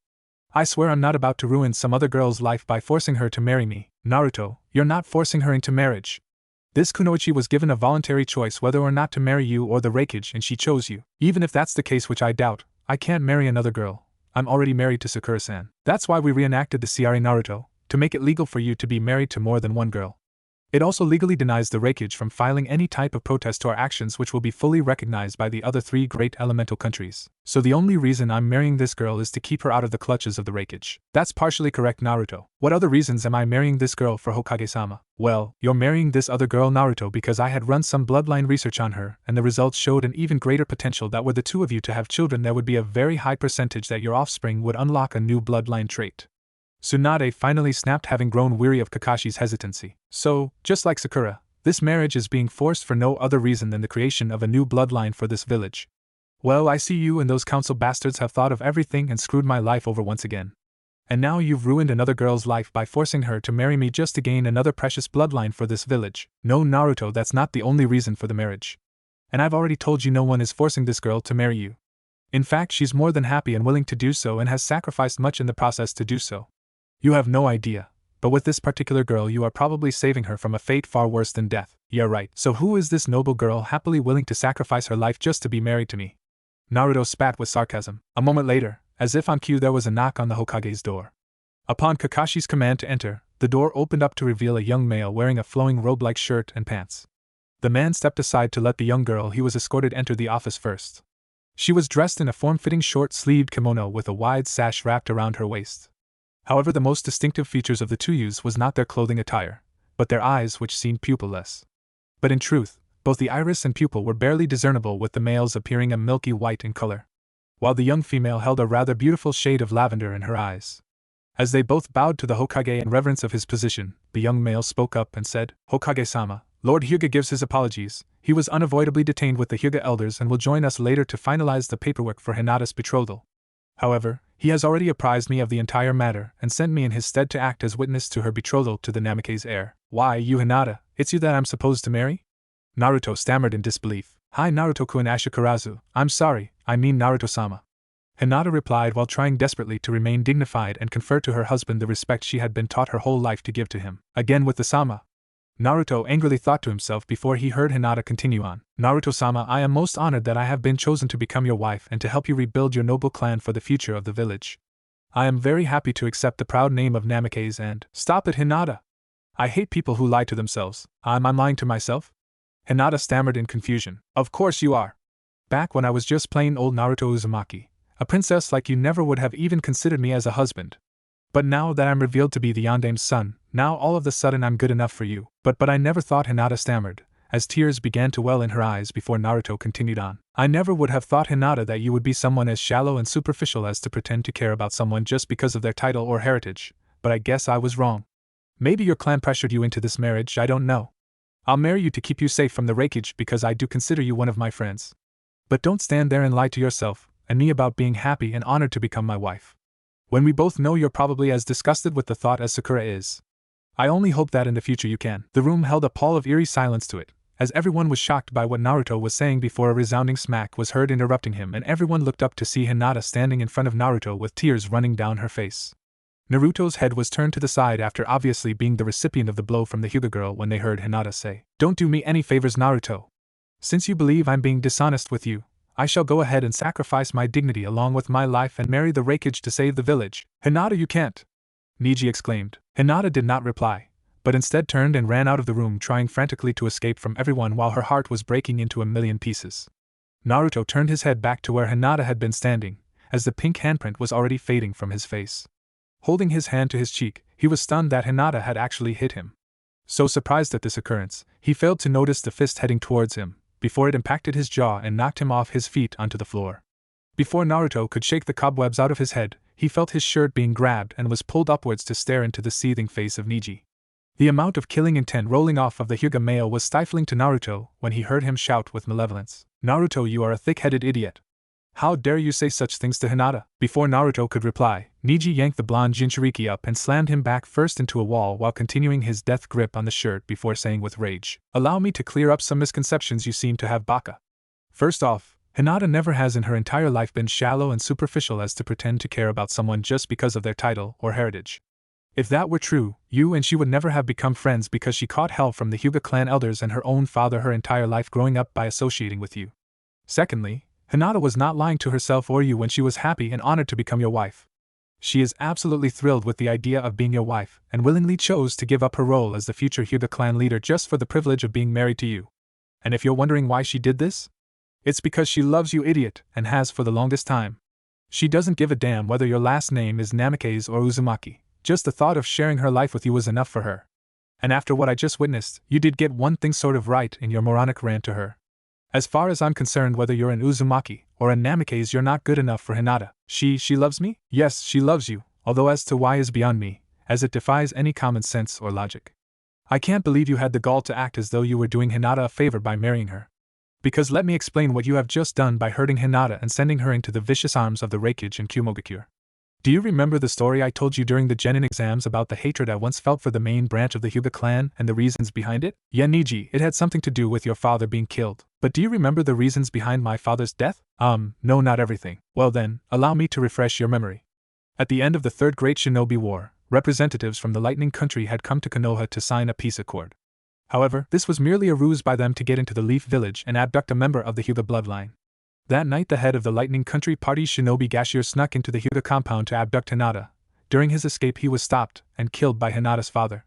The Lightning Country denied their ambassador was there to abduct Hinata, and demanded the body of the Hyuga's main patriarch as compensation for the loss of their ninja. Hayashi's twin brother Hizashi, my father, chose to sacrifice himself in his place. Yeah, I remember all of that now, but what does that have to do with anything now, Neji? Idiot! I tell you this to remind you of the great lengths the Lightning Country, and or more specifically its shinobi village Kumogakure, have tried go through for years to get hold of a Kekkei Genkai they can use and exploit for themselves in the future. And now that Hinata has decided to sacrifice herself, and willingly go to them to protect Konoha, Tell me, Naruto, just what do you think is going to happen to her once she arrives in Kumogakure? Wow, what do you mean what's going to happen to her? Hinata will be alright, won't she? Naruto stammered in a panic-stricken voice. If by alright, Naruto, you mean Hinata becomes nothing more than breeding stock for the Raikage and Kami knows who else he may give her to so she can be raped every 9 months to churn out Kumogakure babies with the Hyuga bloodline, then yes, Naruto, Hinata will be just fine. Neji angrily spat with derisive sarcasm. No, that can't be true, can it? Naruto exclaimed, as he looked to Kakashi and Tsunade to refute Niji's statement. I'm afraid it is a potential possibility, Naruto. Niji is correct about Kumogakure zealously trying to obtain a Kekkai Genkai over the years for themselves. I remember back in the Third Great Shinobi War, our forces were ordered to kill any of our shinobi who possessed a Kekkai Genkai if it looked as though they would be captured by the Lightning Country's forces, rather than allow them to obtain a bloodline trait. Kakashi grimly states, while recalling that memory. That order dates back to the Second Great Shinobi War, Kakashi. Tsunade added with regret. So the Raikage may try to breed Hinata like cattle? Does she know about this? Hi Naruto, she knows. Hinata has had nightmares for years of being kidnapped or captured by the Lightning Country and of what would happen to her. Then why would she volunteer to go there and become the Raikage's wife, Niji? Gee, I don't know, Naruto?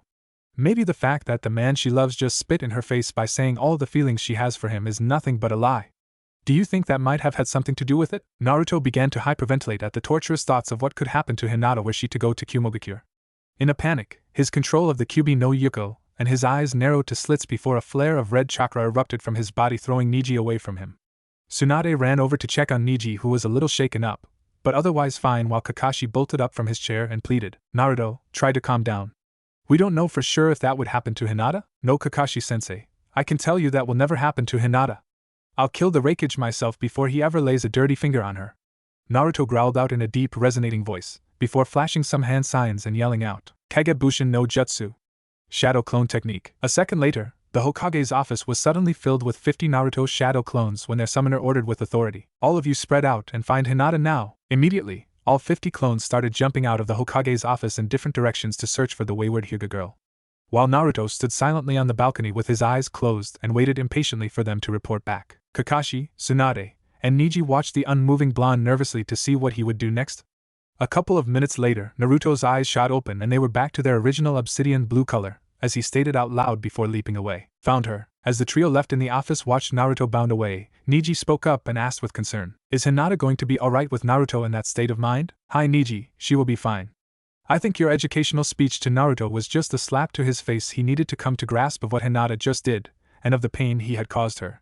If I know Naruto, he's going to make amends to the girl or die trying, Kakashi stated with assurance. A moment later there was a knock on the Hokage's door. Kakashi's bade whomever it was to enter, and the door opened up to reveal Hayashi Hyuga stepping into the office, as he looked around with confusion and asked, Where is my daughter and the Namikaze heir? I thought they were here to complete the clan betrothal act between them. Well you see Lord Hyuga, I'm sorry Hayashi-sama, Lady Hinata and Lord Namikaze left a few minutes ago to discuss the betrothal of the two. Lord Namikaze wished to be certain that Lady Hinata was not forced or coerced into accepting this marriage to him, and wanted to make sure that it was something Lady Hinata truly wanted to do. Niji interrupted, as he diplomatically lied to the Hyuga patriarch, much to the shock of both Kakashi and Tsunade. Does the boy actually think I would force my own daughter to marry him? Hayashi declared with annoyance. Please do not take offense Hayashi-sama, but I believe he's taken a prudent course of action considering our clan's interactions with him in the past, as well as his knowledge of our treatment of Hinata growing up. I find his action to be commendable that he is taking Lady Hinata's thoughts and feelings into account before finalizing the marriage between them. Hayashi winced slightly at his nephew's subtle reminder of how his clan had treated Naruto in the past, as well as its oppressive upbringing of Hinata. Clearing his throat, Hayashi replied with genuine respect for the boy. You're correct Niji. I do find it noble that the Namikaze heir is considerate of my daughter's feelings on the matter before they become husband and wife. Fortunately, we already know that Hinata is quite happy and content to become his bride. So I doubt we will have to wait very long for them to return. May I take a seat while we wait Hokage-sama? Please Lord Hyuga, take a seat and rest yourself. I shall order some refreshments for us while we wait. Kakashi courteously replied, before sending a grateful look towards Niji, silently thanking the young man for not revealing what had actually happened. Hinata sat with her head hanging down on a lone empty bench in a small secluded park, and the tears she had been shedding since leaving the Hokage's office heartbroken had not ceased. Never in her wildest imagination could she have ever believed that Naruto would ever think those things of her. Hinata wondered what could have brought on such a drastic and heart-wrenching change in the personality of the boy she has loved her whole life. As she pondered this, she heard someone land a few feet away from her, and then a voice she knew all too well called out shakily to her. Hinata. Hinata turned her body away from the voice and attempted to wipe away her tears before coldly declaring, "Gee, go away Naruto." Naruto felt like someone had shoved an ice-cold kunai into his heart upon hearing Hinata's tone of voice, and tears began to well in his eyes, as he frantically stammered, Please Hinata, let me explain." "What's there to explain, Naruto? I'm just some shallow, superficial gold digger who only wants to marry you because you're the son of the 4th Hokage. All of my feelings for you are nothing but lies, remember." Hinata whirled around and spat with venom, as her tears continued to stream down her face, breaking Naruto's heart and spirit when he saw them, before she added with spite, "Just go away Naruto. I wouldn't want a scheming, devious girl such as myself to ruin the reputation of the last living legacy of the 4th by you associating with her." Hinata then rose and began to walk away when she heard a sound that made her heart freeze. Quickly turning around, she saw Naruto on his knees with his head hung low, sobbing, while his arms were hanging loosely at his sides. Walking over with a little trepidation, Hinata kneeled down and cupped his cheek before Naruto suddenly enveloped her in a tight hug and openly cried into her shoulder while begging, Please Hinata, don't hate me." Sob, I don't think I could live if I thought you hated me." Sob, I'm so sorry I hurt you Hinata. Please forgive me, I didn't mean to do it. Sob, I'm just so confused right now. The last 24 hours has turned my life into chaos, and I don't know what to think anymore. Sob, yesterday I was just plain old Naruto Uzumaki. Today that's been forgotten by everyone, even my friends. Now I'm the legacy of the Yondaime, and everyone is treating me like royalty. Sob, people that used to treat me poorly growing up now all of a sudden want to be my friend, and even my true friends are acting all different around me now. I just don't understand it. Sob, I'm still the same person I was yesterday, but now I just don't know who I can trust anymore. It's alright Naruto-kun. I don't hate you, I could never hate you. I love you Naruto-kun, and you can always trust me, now and forever. Hinata stated with love and sincerity, as she lovingly stroked his hair. I know that Hinata, you're the one person I should have trusted, but like the baka I am, I didn't. Sob, you've never lied to me my entire life. Sob, but what did I do to the person who has always cared about me? I lashed out and hurt you because I let my feelings about others affect my judgment. Sob, I'm sorry Hinata, please forgive me. I just couldn't believe a girl like you would ever want or feel that way about a guy like me. Sob, what do you mean, a girl like me? Come on Hinata, you know what I mean. You're kind and smart and beautiful, not to mention you're also a princess of one of the most powerful clans in Konoha. Why would I ever think that a girl as classy, pretty, and as special as you would have anything to do with a loser like me? So when you said you were happy and honored to become my wife, I figured it was just because you had learned of my true heritage. Naruto dejectedly said, as his sobbing subsided. Naruto-kun, I don't care where you come from, I never have. I love you because of who you have been your whole life and nothing more. I just don't understand Hinata. Why? Why would you care about me so much? I'm such a fool. I never saw or knew how you truly felt about me. Why would you want to be with someone as dense as me? I was no different with you than Sakura was with me growing up. I ignored you and didn't even realize I was doing it. I'm no better than Sakura, in fact I'm worse.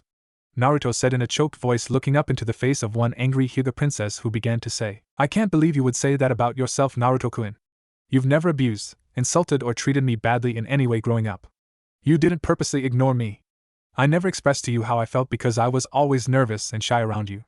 But that wasn't your fault but mine. When you did talk to me, you were always friendly and kind and caring. You never treated me like I was nothing, not like Sakura did to you. Well, I finally learned that harsh lesson about Sakura yesterday. Naruto mumbled. What was that Naruto-kun? I'm sorry, it's nothing Hinata. Hinata, please don't sacrifice yourself to the wreckage to save the village. Even though Niji is right and I don't deserve you, please do me the honor of becoming your husband so that doesn't happen. NAR, Naruto-kun, do you love me? Hinata-chan, I don't know what love is anymore. I never had it growing up, so I don't know what it feels like. I thought I did, but after what happened yesterday in the council meeting with Sakura I realized that perhaps I never knew what love is. What happened in the council session with Sakura? It doesn't matter Hinata, let's just say I had my eyes open to some things, that's all. So I can't truthfully say that I love you. But I can tell you that you are one of my most precious people. And the thought of you being unhappy or hurt in any way makes me feel awful inside. All I want to do is make you feel happy and safe, and if you become my wife that will be my promise of a lifetime. I don't know if that's love, but if what I'm feeling for you is something that you can live with, then please marry me Hinata. Hi Naruto-kun, I can live with that because I feel the same way about you. I will marry you Naruto-sama. Please Hinata-chan, you don't have to honor me with the suffix. The truth of the matter is if anyone deserves that title in our marriage it's you. Giggle, please Naruto-kun, don't do that. I don't mind addressing you with that honorific, but if you wish, I won't anymore. Thanks my Haim, we'd better get back to the Hokage's office and sign off on this marriage. Then I'm taking you to the fanciest restaurant in the village to celebrate. Naruto declared with enthusiasm, as he encircled Hinata's waist with his arm and they leapt away. The Hyuga girl sported a fierce blush on her face at the feel of Naruto's arm around her, and of his affectionate pet name of which he addressed her. Naruto was smiling from ear to ear as he prepared breakfast. He still couldn't believe the events that had transpired the day before. The blonde Jinchuriki's thoughts about his second marriage in as many days were certainly more positive than about the first. It still boggled Naruto's mind that a girl as beautiful and special as Hinata would ever have anything to do with him, but after yesterday, she had definitely proved him wrong. Blushing, Naruto returned his attention back to the eggs and bacon he was currently frying up when he heard a knock on his front door. Still grinning from ear to ear, he opened the door brightly before his smile disappeared upon seeing who was standing before him. Hello Naruto. Hello Sakura, what brings you to the monster's lair this morning? Naruto answered before looking to the ground. Sakura winced upon hearing this, and she had seen Naruto's smile disappear when he opened the door and saw her standing there. When she heard the tone of his reply, she suddenly felt sick to herself. Naruto always had a smile for her in the past, and his voice was always one of warmth and friendliness. Now the smile and happy voice she had always secretly enjoyed from him was gone. The fact that Naruto wouldn't even look at her as he spoke was like a kunai to her heart. Sakura masked her pain as best she could and answered, Naruto, I'm sorry about what I said in the council. I wanted to talk to you about it and try to explain. Naruto-kun, what are you making for breakfast? A voice rang out behind Naruto, interrupting Sakura, who looked over to see Hinata step out of his bedroom fixing her hair. Both Sakura and Hinata froze as each of them caught sight of each other. Hinata froze upon seeing Sakura and Sakura froze upon seeing Hinata, or more importantly of what Hinata was wearing. If you want to see a picture of what Hinata looked like, go to the Kinkakashi bio page. Sakura-san. Hinata stammered in surprise. Sakura-san. Hinata stammered in surprise. Sakura didn't even register the young Hyuga heiress, as her eyes were glued on Hinata's half-naked form when the Hyuga heiress came walking out of Naruto's room. The open lavender shirt she was wearing was barely covering her well-endowed chest, while her long silken blue hair hung wet against her back. All of this was complemented by a pair of pink panties and Hinata's madly blushing face. Hey Hinata-chan, Naruto said with an air of absolute bliss which interrupted the awkward silence that had gripped Sakura and Hinata. How was the shower? And Naruto-kun?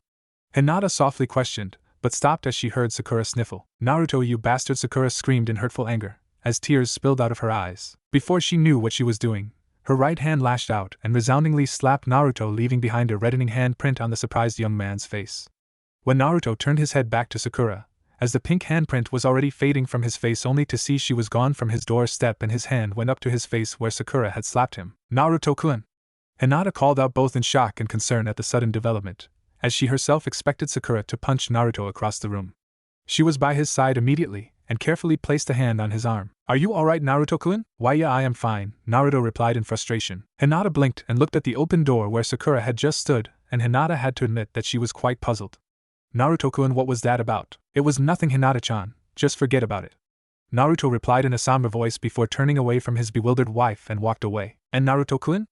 Hinata called after him as she helplessly watched him solemnly walk back into the kitchen and resumed making breakfast for them. Confused, Hinata stood in Naruto's living room quite lost. She closed the door to Naruto's apartment, and not knowing how to react to Naruto's sudden change in mood. Hinata walked into his bedroom and got dressed, silently wondering what was going on.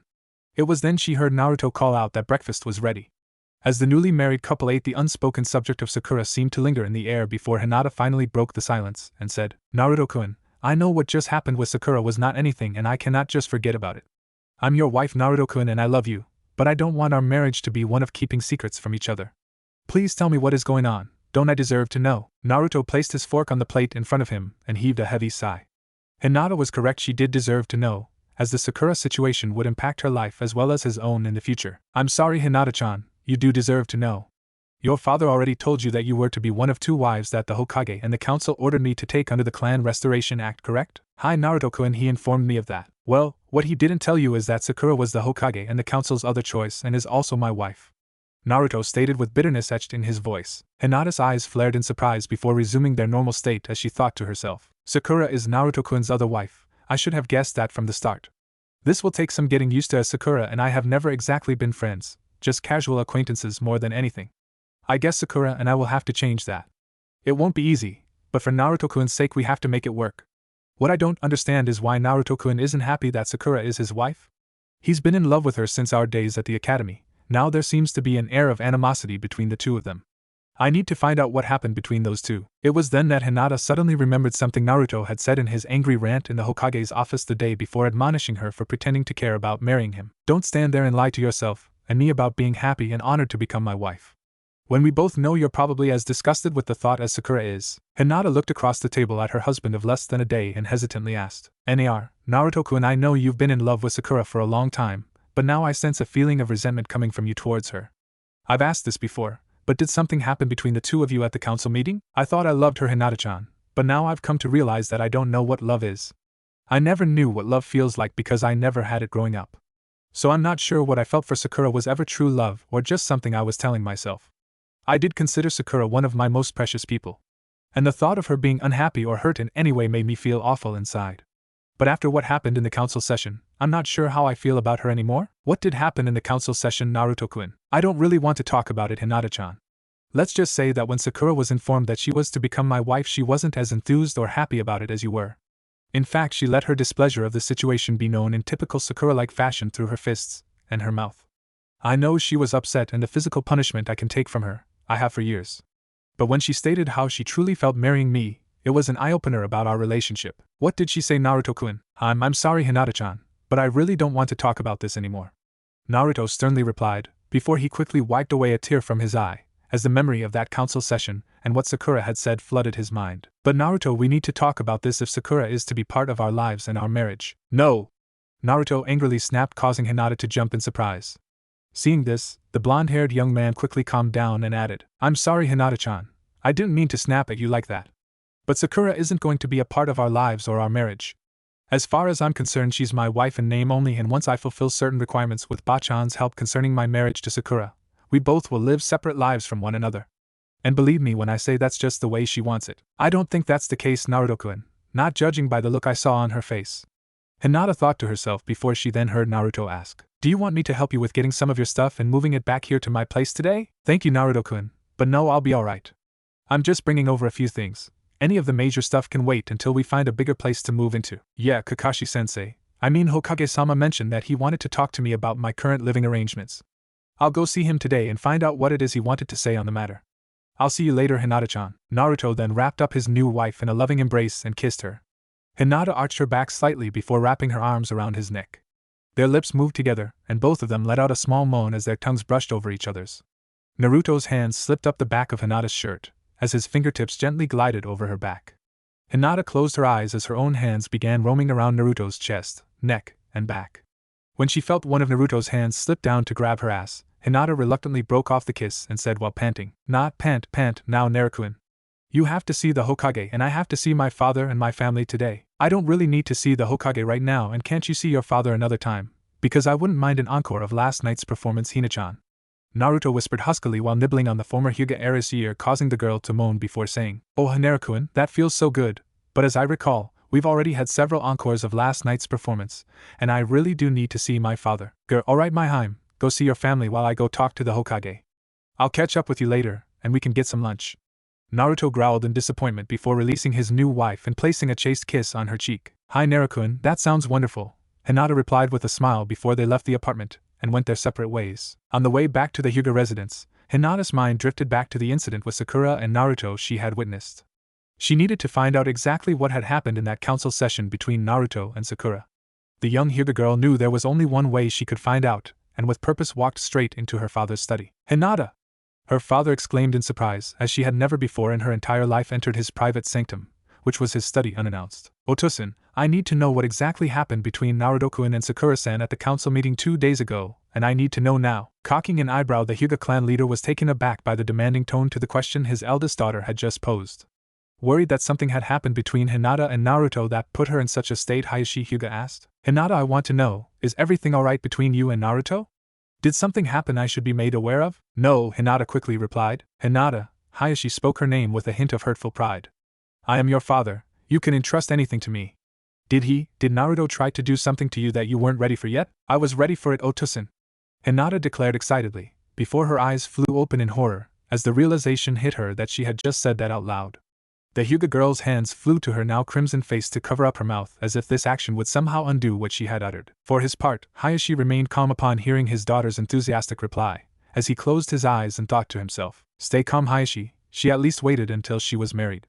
I can't really get angry with her about it, seeing as I and Harumi, Hinata's mother, barely made it out of the temple after the ceremony to consummate our marriage.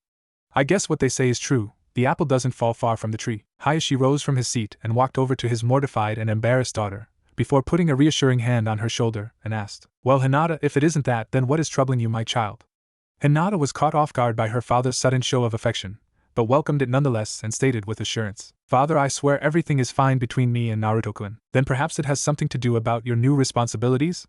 I wish I could tell you how life as a matriarch is going to be for you, but in all of Konoha's history the Clan Restoration Act has never been enacted before.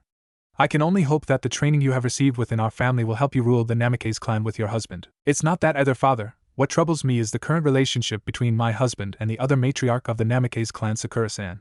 I witnessed an unpleasant exchange between the two of them this morning and I wish to understand what has happened. That's the reason I need to know what went on at that council meeting." Hayashi smiled warmly at his oldest daughter before adding with sincerity and conviction, "Remember, you will always be a Hyuga and you will always have a family here, and I know it will be awkward for you at first not to live here, but with your new husband.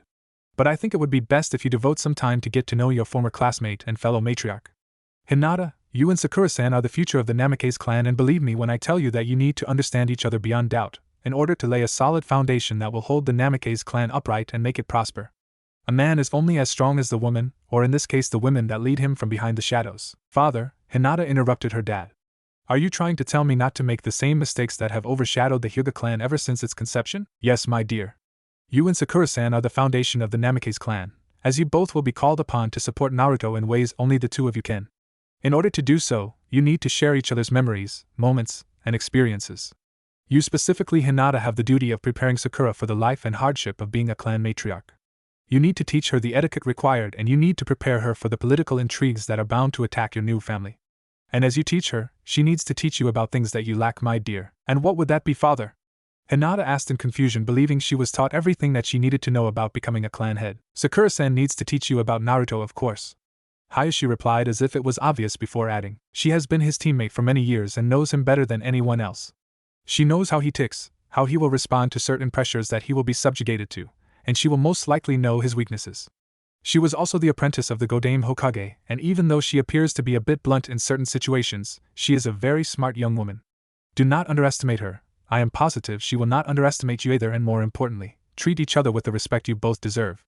Between Naruto, Sakura, and yourself, Hinata, the three of you have to become one mind and one voice, or the Namikaze clan is doomed from the start. I have faith in your abilities, and I know that you will be the glue that will keep everything from falling apart. Both Naruto and Sakura are well known for their temper, and they've already started off on the wrong foot, so my daughter, you will have a difficult job ahead of you dealing with those two. But I have faith in your abilities and you will do just fine. After all, you are your mother's daughter." "Otosan," Hinata cried and embraced her father. "Thank you so much. You have no idea how much this means to me." "I know you will make me proud, my daughter," Hayashi said as he closed the embrace. "Just as I know that your sister will excel in becoming my successor.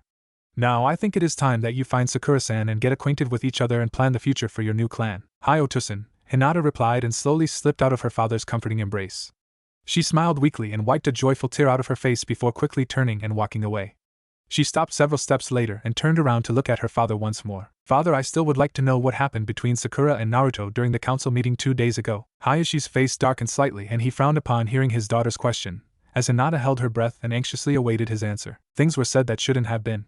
Even though the words that were exchanged between Naruto and Sakura were to some degree truthful, I strongly believe the conflict between them isn't solely about their betrothal, but other issues between them that have been brewing for many years." "Thank you, father." Hinata bowed and turned to walk away. "Hinata, I suggest you go speak to the Hokage and ask to view the minutes from the council meeting. It shall explain everything, and remember what you were taught. There is always more to what people say. Read between the lines, and I am positive that you will uncover the truth." "Arigato, Otosan," Hinata replied and quickly vanished from the Hyuga garden. "You two may come out now," Hayashi spoke after several seconds of silence. "Gomen, Otosan," Hanabi spoke apologetically as she and Niji stepped out from behind a large oak tree. Hayashi dismissed the two with a wave of his hand and nodded. "It is quite all right. Do you have any questions about what I have told your sister?" "No, father," Hanabi replied. "Excellent, Hanabi," Hayashi said approvingly and looked at his nephew. "And how about you, Niji?" "Lord Hyuga," Niji responded with a courteous nod of his head. "Do you wish of me to continue Shadow Mistress Hinata?" "No, my boy," Hayashi said and started to walk towards the building. "It is time Hinata learns to walk on her own feet without having a safety net ready to catch her if she falls. Besides, that job now belongs to young Namikaze. However, after seeing this brash new attitude in Hinata, I fear she may not remember what I just told her after she views the minutes of that council session." Hayashi heaved a heavy sigh at this possibility before ordering his nephew. "So, I think it would be prudent, Niji-san, if you found Lady Tsunade and explained the entire situation to her. Perhaps hearing what I've said coming from a woman Hinata respects will take hold more so than from her own father. At the very least it should quell Hinata's rage I fear she will develop upon reading exactly what the Haruno girl said about her husband. As you wish, Lord Hyuga. Now, after you've completed your task, Niji-san, return to the compound and join Hanabi and I for some tea. I want to discuss with you the new preparations for the future of our clan that we need to enact. I think it is time that we abolish the branch family and become one united clan, as it should have been a long time ago. Listlessly, Sakura entered the hospital as her feet had unconsciously carried her there. With unfocused eyes as if she were catatonic, she stood lethargically in the reception hall and was oblivious to the questioning stares she was receiving from the few nurses that were currently occupying the room. Without her own volition, Sakura turned towards the stairway and slowly, as if in a trance, walked upstairs. She came to a stop in front of Tsunade's office, and as she knocked, Sakura's lifeless eyes finally returned with some light. Without waiting for a response, Sakura twisted the door handle and entered her mentor's office. She found the room dark and empty, and quickly closed the door behind her as she stepped inside. Sakura leaned against one of the many file cabinets, and slowly slid down to the ground as she hugged her knees and began to cry earnestly. As she sat huddled in Tsunade's dark office, her mind replayed this morning's incident at Naruto's apartment, only to be followed by the memory of the council meeting that seemingly had shattered her bond with Naruto forever. And as Sakura was continuously subjugated to the cruelty of her memories and the heart-wrenching feelings about Naruto's betrayal of her with Hinata, she failed to notice the chakra presence outside the door. Sakura, Tsunade's surprised voice echoed through the room, as the lights suddenly turned on. What are you doing here? Shusho, Sakura sniffed. I've been such a fool, I've lost him. I've really lost him. Tsunade frowned and quickly closed the door and joined Sakura on the floor besides the pinkette. Sakura, what are you talking about? Who did you lose? What happened? Naruto, Sakura sobbed. I thought I could talk to him, explain to him everything, but Sakura didn't finish as she broke out in loud crying. But what? Tsunade inquired and placed a reassuring hand on Sakura's shoulder. The former Hokage was suddenly overwhelmed as Sakura pushed herself into Tsunade's arms. Sakura, I am sure everything will be alright, Tsunade said to the crying young Kunoichi and tried to comfort her. Why don't you tell me what happened? Did you go see Naruto this morning? Yes, Sakura sobbed, only to cry again as she remembered seeing Hinata scantily dressed and walking out of Naruto's bedroom. Sakura, what's wrong? Tsunade asked again, and wondered what Naruto could have done to make her apprentice this upset. Hinata, Sakura finally stammered in between her sobs. Hinata? Tsunade repeated in confusion. What does Hinata have to do with this? As she was at Naruto's this morning, as she came out of his bedroom, as she was wearing one of his shirts and Sakura stammered, and Tsunade finally connected the dots. They couldn't have already, Tsunade thought. Not even an entire day married and they already sealed their union? No, Naruto would never. But then again, they did wait 2 years longer than I did with Jiraiya-kun, and we weren't even married. Tsunade continued her inner monologue. Why would he? Sakura stammered. How could he? I'm his wife, how can he just cheat on me? Is his hate for me so strong that he would completely change, or was he always like that and I just never saw it before? Tsunade frowned and thought, wait, she doesn't know yet that Naruto is also married to Hinata as well? Then that means, why Shusho? Sakura questioned and pulled Tsunade out of her thoughts. Why would he be so cruel? Naruto doesn't hate you, Sakura, Tsunade answered and looked at the broken girl in her arms. He is just very upset with you at the moment, and also probably very confused. You have to understand that he was called a monster and demon all his life, yet hearing it come from the girl he's loved his entire life wounded him terribly. I can understand that, Sakura replied with remorse. And I know I need to apologize and explain myself to him. I don't hate him. I don't think he is a monster, and I love him. I truly love him. I don't know why I said those things, she continued weakly. But does it give him the right to just go sleep with the next best thing that comes around? Aren't I supposed to raise a clan with him? Isn't there supposed to be trust between us? Sakura, Tsunade spoke up softly. Naruto is, well, he is hurting greatly, I imagine. The one person he trusted with his life and loved beyond reason suddenly betrayed him in the worst possible way. Yes, you need to talk to him, and you need to talk to him soon and explain to him everything. And you, Sakura, you need to learn and stop belittling Naruto. He is your husband now. You have to support him in everything. Your first duty is no longer to Kanehigakure, the hospital, or even yourself. Naruto has now become the center of your attention, and you will have to learn, grow, and adapt to Naruto and Hinata in order to lead a happy and long life. Sakura, I don't know if you are aware of this, but you are now a matriarch of the Namikaze clan. A very difficult life is ahead of you, but it can be tremendously rewarding. But for that you need to change and sway Naruto with your words and sometimes body, and no longer with your fists. As Shusho, I don't think, Sakura started but was quickly silenced. Sakura, you obviously came here to get advice from me, Tsunade interrupted her apprentice before continuing on. So I strongly suggest you take it or you will lose him. Don't be a thick-headed stubborn fool like I was and go talk to him. Tsunade sternly commanded while a teardrop welled in her eye, as an image of Jiraiya flashed through her mind. Hi Shirsho, Sakura spoke up weakly with her head held down. Now go clean yourself, you look terrible, Tsunade said and helped her student to her feet. And Sakura, you are not Naruto's only wife. What? Sakura asked in confusion. There was a stipulation made by the Raikage, if we were to deny him the betrothal to you. Tsunade answered and smiled weakly. Before you ask, I didn't know about this either. Kakashi kept that point to himself and only shared it with the council after you and Naruto had signed the marriage contract. So what happened? Sakura asked with a bit of hurt as she realized she wasn't going to be Naruto's only wife.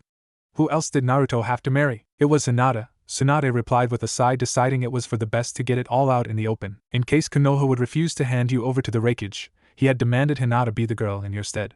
Of course we couldn't allow that to happen, and years ago when I had run a bloodline test on you, I also ran one on Hinata as well.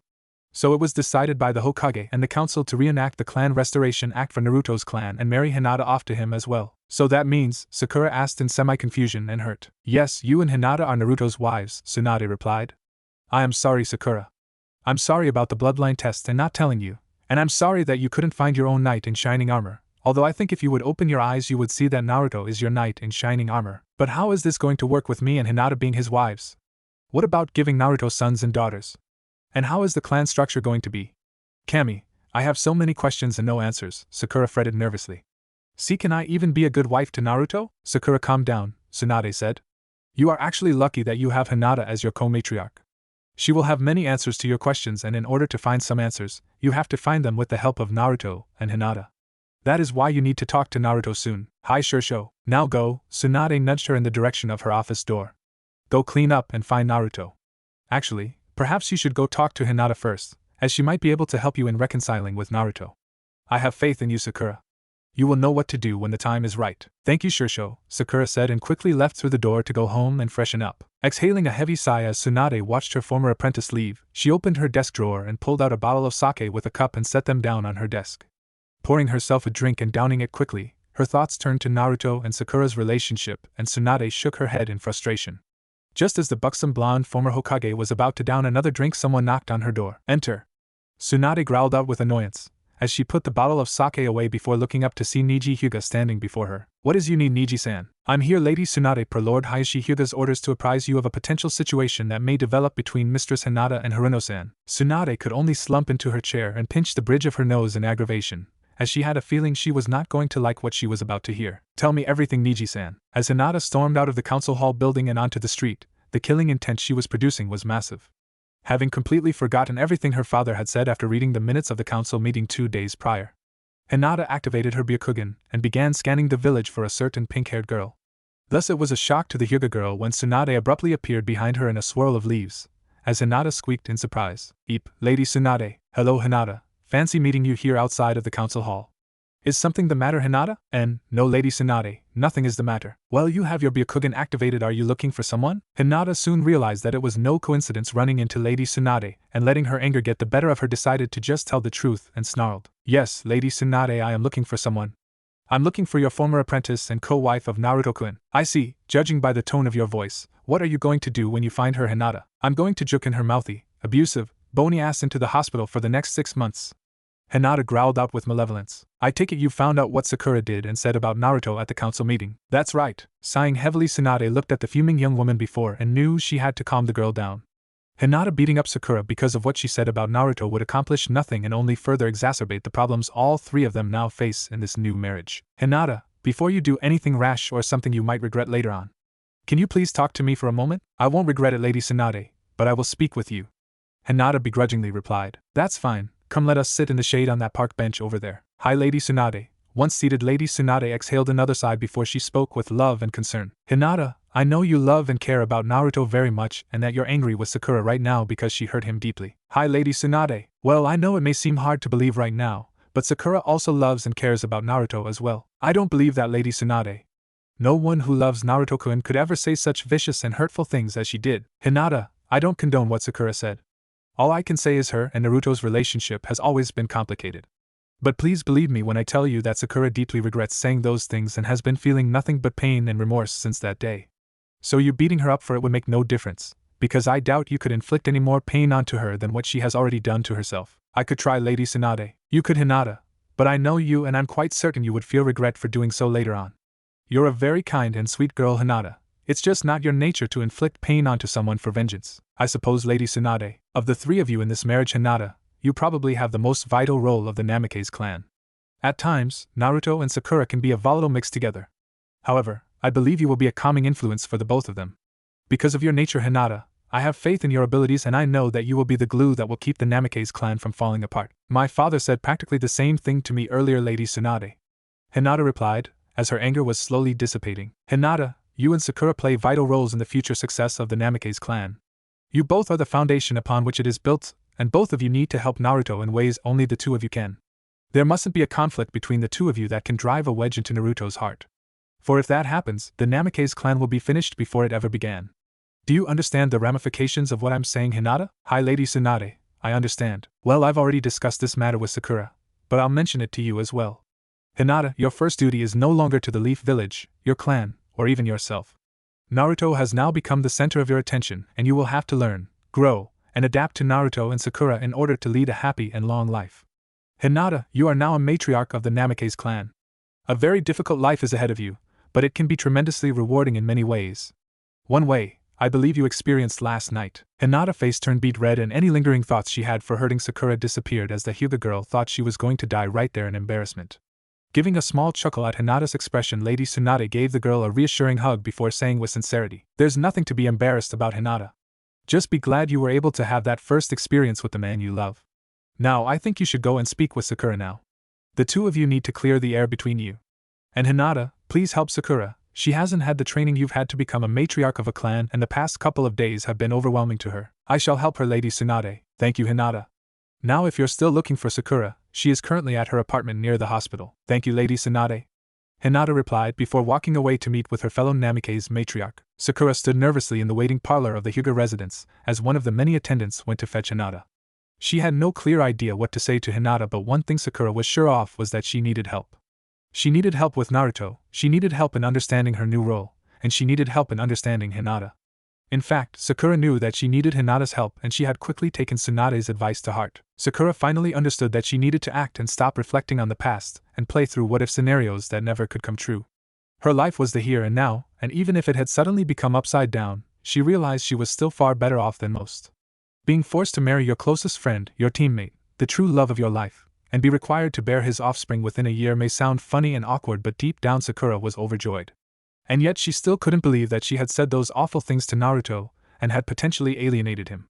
Even their friends hadn't understood her at all and believed Sakura to be disgusted by him. Just thinking about the council meeting from 2 days ago brought Sakura to the brink of tears, but she had secretly promised herself to not cry. It was her fault from the get-go. She shouldn't have said those things, let alone in a fit of angry rage upon finding out that illegal tests were done on not only her genes but Naruto's as well. Looking back at it, she actually could understand Naruto's point of view on the entire dialogue that had taken place between her and Tsunade, and Sakura couldn't begrudge him for hating her.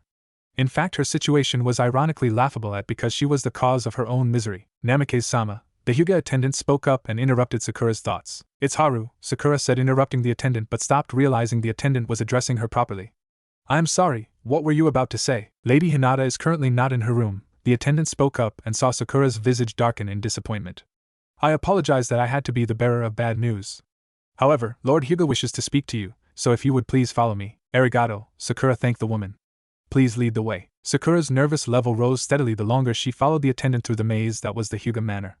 She was finally led into a large garden and was directed towards a white pavilion that offered plenty of shade from the scorching noon sun.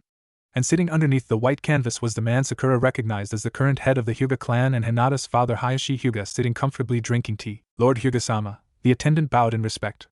"As per your request, I present Lady Namikaze-sama to you." "Thank you." Hayashi stood up and walked over to greet Sakura. "You may leave us now." The attendant muttered a quick affirmative before quickly shuffling away, and Sakura took note of the cold and motionless air between servant and owner, and she didn't like it one bit. "Sakura," Hayashi spoke up and gently placed a guiding arm around her shoulders to lead her towards a wickered chair before sitting across from her and saying, "I am glad that you came by, but Hinata isn't in at the moment. But it is good that you are here. I've wanted to get to know you better. In a way, as Naruto is now my son-in-law, you are also my daughter-in-law. Funny, I always expected a son-in-law but not a daughter-in-law as well. Regardless, I got both and I am a proud father. But where are my manners? Would you like some tea?" "Lord Hyuga-sama," Sakura stammered as she blushed in embarrassment, as she realized that in a weird way, the Hyuga clan has become family to her and shook her. Please, it's Hayashi for you, Sakura-san, at least in private. Hayashi spoke and squatted away any formalities before they could arise. Besides, politically speaking, you, Hinata, and Naruto now all hold the same respect and rank as I do amongst the villagers, and to some degree the opinions of you three will be held far higher than my own. It is not every day that the son of a deceased hero rises from the shadow, let alone gets to have two beautiful and talented wives, if I may say so. Arigato, Hayashi-san, Sakura said in embarrassment.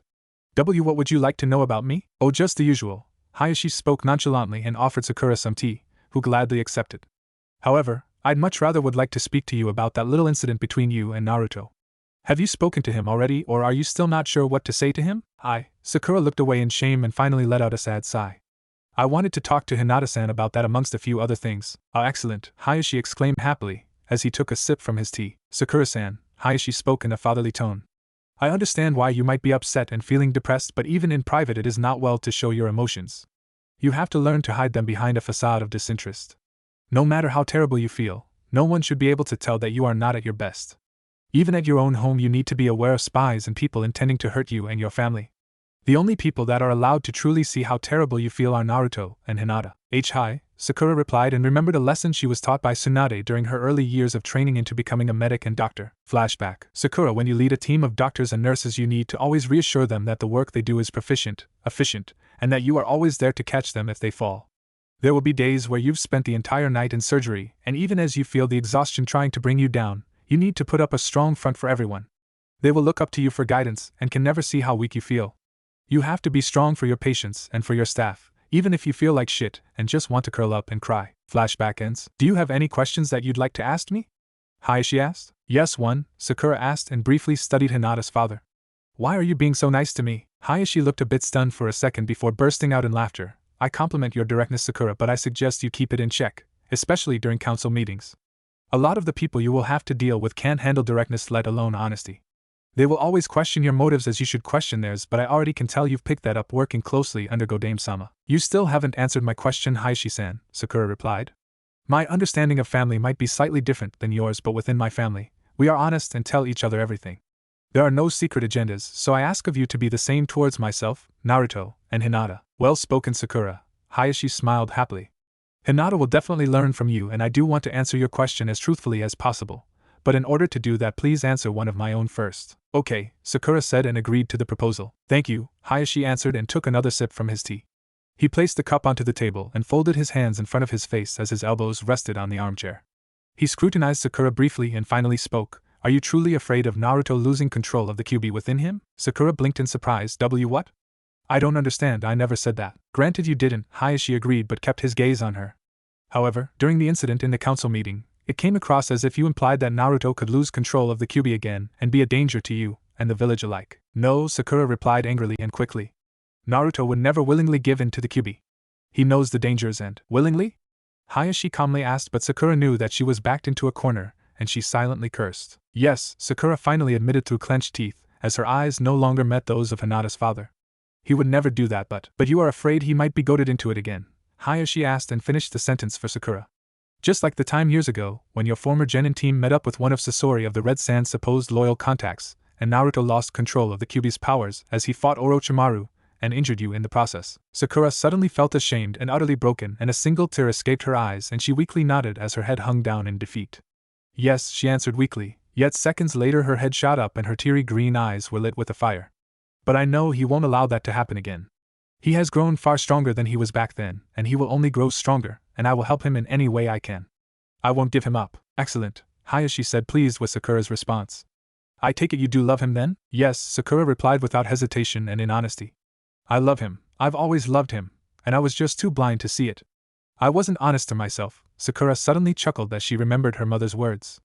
I guess my mother was right all along. If it doesn't jump at me and slap me in the face, I fail to see the trees amongst the forest. Hinata's father chuckled as well. It appears your mother is quite wise. Thank you, Sakura, I enjoyed our talk. Please feel free to come by any time. Why yes, thank you for your time. Sakura stuttered as she blinked in surprise at the sudden dismissal. She stood up and said goodbye, and a Hyuga servant appeared as if on cue to escort her back outside. She quietly followed the servant as her mind was preoccupied with the meeting with Hinata's father when she suddenly realized that he hadn't kept his promise to answer her question. Damn it, that cheat, he did that on purpose. Sakura angrily thought. As Sakura returned from the Hyuga compound, she was appreciative of the words spoken to her by Heishi Hyuga, but also frustrated at being tricked by the man into answering his question without answering hers. Flopping down onto the couch in her living room, the young pink-haired girl realized that she still needed to clean herself up and go out to search for Hinata once more when she heard someone knocking on her door. Opening the door, she nearly fell to the ground in shock, as she was staring at the lavender-eyed girl with long indigo-colored hair she knew oh so well and was about to search for, and who said to her, "Hello Sakura, I think we need to talk, Hinata?" Sakura said in surprise. "Why yes, you're right. Please come inside." "Thank you," Hinata replied courteously and entered Sakura's apartment, and took a seat on the couch in the living room. "Can I offer you anything to drink?" Sakura asked nervously. "Some tea perhaps?" "I could set the kettle and—" "Tea is fine," Hinata answered and smiled warmly as she watched Sakura quickly retreat into the kitchen.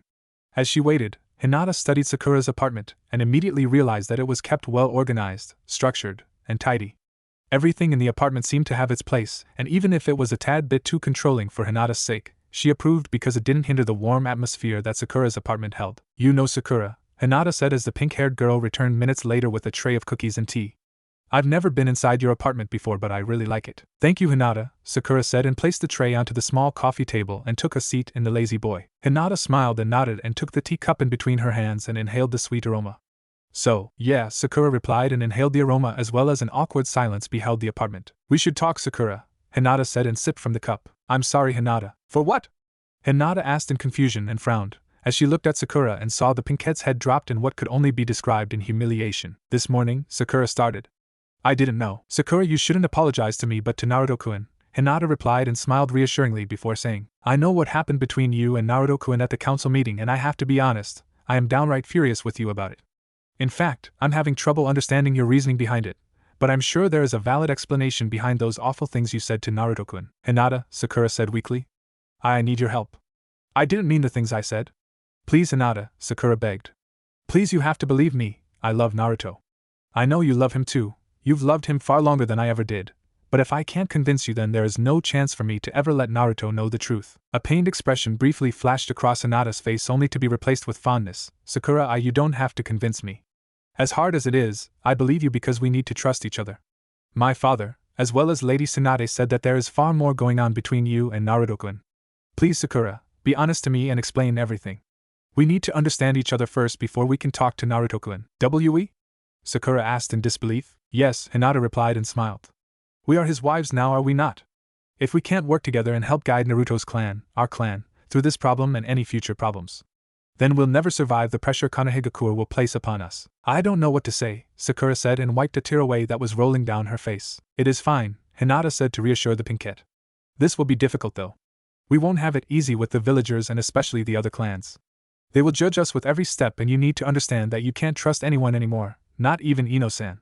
When it comes to politics, blood always runs thicker than friendship." "But," Sakura interjected, to which Hinata only shook her head in sadness. "I know, Sakura, but we can't afford it.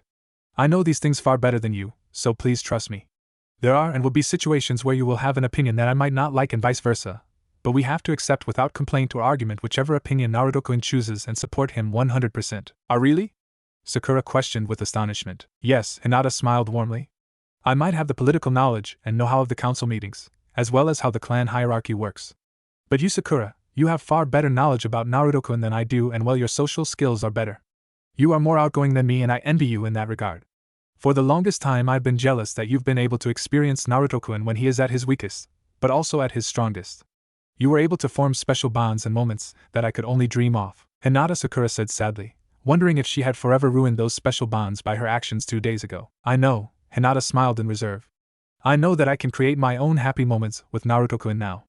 But what I've been trying to say is that we need to work together for us to enjoy a peaceful and stress-free life," Sakura finished and smiled weakly. "Tsunade-sama said something very similar to me. She also told me that I need to reprioritize my life and that Naruto and our clan needs to be put even before my own happiness. Yet I believe that happiness awaits me with Naruto regardless, and I am honestly glad that you're Naruto's second wife, Hinata, and not some stranger. I know we never really spoke or hung out, but at least I know you truly love Naruto for what he is and not his fame." "I do love him and have for as long as I can remember," Hinata admitted. "I doubt either of us was thrilled to hear that we had to share Naruto-kun with someone else, but I am also relieved that you are the other person. I know that there is a special bond between you and Naruto, a bond one will most likely never understand because it is somehow tied in with Sasuke." "Hinata, it's not just Sasuke," Sakura interrupted. Sasuke was and actually still is the only brother Naruto ever had, and he will do anything for him. Naruto made a promise to me once, a promise he should have never made, because in order to keep that promise I fear that Naruto will lose his life. It's his promise of bringing Sasuke back to you, is it not? Hinata asked and received a sad nod from Sakura. I want to find Sasuke myself and ask him one more time to return to Konoha. Sakura spoke and exhaled as her shoulders dropped in sadness. But if he refuses, I decided a long time ago that I would stop him myself in order to protect Naruto. We can do that together if you wish, Hinata offered. Together, our chances against Sasuke are a lot higher, and I want to protect Naruto-kun as well. And I wouldn't be a good wife of his if I let his other wife do something incredibly stupid, Hinata added with a broad smile. Sakura chuckled. Thank you, Hinata. However, I don't think either you or I will be getting out of the village anytime soon. I'm guessing that you're required to sire an heir within a year yourself? Hinata nodded in confirmation. So Sakura looked away in embarrassment. Did you and Naruto sleep together last night? Hinata's face turned a bright pink, and she nodded quietly. Sakura's face briefly flashed a hint of pain, but was quickly replaced with an honest smile that held adoration and warmth. I want to ask for details, Sakura muttered sheepishly, but I think it is best I don't. She finished as she saw Hinata's face turn a dangerous bright red. As Sakura, Hinata stammered finally and looked at the pink-haired medic with a hint of concern on her face and asked, I was wondering whether you know if Naruto-kun's uniqueness will have any effect on us and, well, our children. Sakura looked startled at the sudden question and frowned in thought as she mulled over Hinata's very valid question. I honestly have no idea, Sakura replied in concern. She quickly got out of her comfortable lazy boy and disappeared within another room, only to return seconds later with a large scroll. Sakura dropped on the lush carpet and unrolled the large scroll. Her eyes ran across the hundreds upon hundreds of lines as her index finger tapped impatiently against her lips. She failed to realize that Hinata had quickly joined the pinkette on the floor and looked over her shoulder when suddenly Sakura's finger tapped at a certain section in the massive scroll that had been completely unraveled by now. What does it say? Hinata asked right next to Sakura's ear, which made the girl jump in surprise and yelp. Ah. Gosh, Hinata, you scared me. I am sorry, Hinata quickly apologized. I didn't mean to scare you. I thought you had realized that I had joined you on the floor. No, Sakura quickly said. I'm sorry. I was far too deeply caught up in the scroll and in what you said that I completely forgot about you. Well, no harm done, Hinata said and laughed. The lavender-eyed girl looked curiously at the section of text Sakura had pointed at and asked, So what did you find out? Nothing, Sakura admitted sheepishly. But I did find out that Jinchuriki are capable of childbearing. Sakura frowned and quickly rethought what she had said. I mean, in Naruto's case, he should be able to well, and he should be able to copulate. But there is nothing in this scroll that will tell us whether our children will be normal? Hinata asked in concern. Well, define normal with Naruto-kun, Sakura said jokingly but quickly sobered up. No, I am sorry, Hinata. I guess we'll just have to wait and see, but don't you worry, if we bring demon children onto this world, I'll make sure they will fear the two of us. To emphasize her words, Sakura cracked her knuckles and smirked playfully at the shy girl next to her. Hinata started laughing. I'll hold you to that if that ever happens. Sakura laughed as well. I am sure you will, Hinata. Say, Hinata? Sakura asked as the two of them calmed down. About this clan business, I know I will need all the help I can get from you, but more importantly, how is this going to work?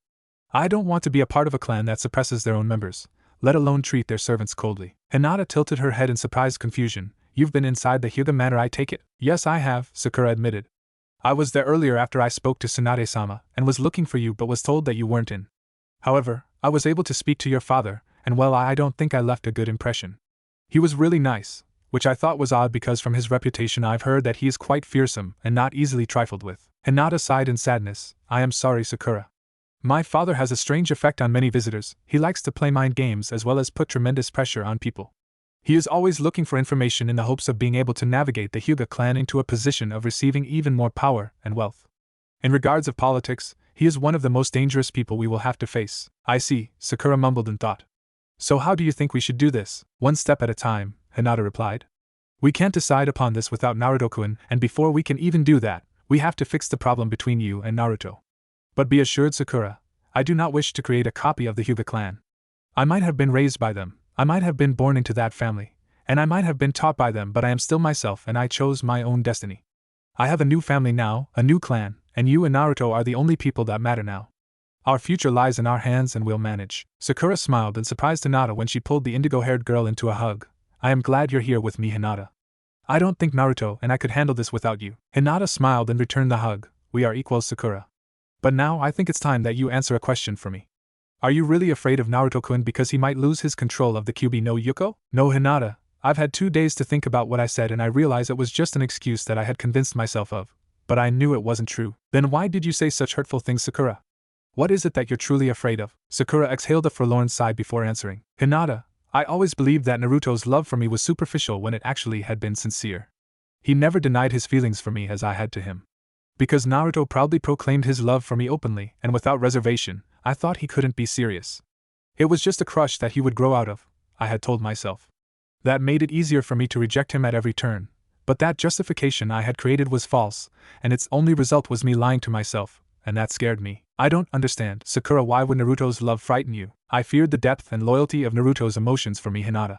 Hurting him in a sixth sense had been a test I was continuously giving Naruto, to see if physical pain would break his spirit. For every declaration of love he gave to me, I had given him a punch, and yet it hadn't shaken his resolve in the least, and that's what frightened me. Sakura sniffled and grabbed a tissue to wipe her eyes before continuing on. In a way, all of the abuse I've given Naruto was nothing more than a foolish emotional defense mechanism to force him to give me up before I got burned. Naruto's presence had angered me, Hinata, because I was scared of him, scared of the offer of love he freely presented to me, scared of his very existence. I now realize that Naruto has always held a deep and tender spot in my own heart. However, to let him know that was an admission to myself that I've never been strong enough to accept until now. Sakura felt her heart sink in sorrow and remorse, remembering the way she had ignored not only Naruto's genuine feelings for her, but had also ignored the genuine feelings she held for him, yet always kept buried. All the pink-haired kunoichi could hope for now is that the damage she had caused to Naruto was not irreparable, as she spoke in a choked voice. Please help me, Hinata. I don't want to be Naruto's wife in name only, as he has declared. I want to be a part of his life, a part of his clan, our clan. I will, Hinata replied with a warm smile. But please answer me this last question, and I promise that I will never ask you about this again. Sure, yes, of course, Sakura replied quickly. During the council meeting, you spoke of your fear of living in darkness. Why, Sakura? I am sorry, but I don't understand that at all. Sakura stuttered as her shoulders had sagged once more as she was forced to remember her dreadful words. I think if you had asked me the same question 2 days ago, I wouldn't be able to answer you truthfully because I never understood it myself. However, Tsunade-sama confronted me at the end of the council meeting and told me to use my fear to get stronger, to use it to overcome the darkness I thought I had fallen into 2 days ago. I didn't know what she meant with those words, but now I think I finally know. Just as I denied my feelings for Naruto, I was blinded at the same time from seeing that Naruto brought light into my life from the moment I met him. I was blind, Hinata, so blind that I didn't realize that I never was once living in darkness when I had fallen for Naruto, even before then. Sakura briefly paused to collect her thoughts and loudly inhaled, which was followed by a heavy sigh. Hinata, if you think of my life as a line, you will not see a straight line but one with many peaks and troughs. Every peak you'll see is accompanied with an interaction between myself and Naruto-kun. Before I met him, my life was dark and gloomy, and the blackness that surrounded me only started to fade into white with my meeting of Naruto-kun. The more I was forced to interact with him, the more I found myself standing in the light.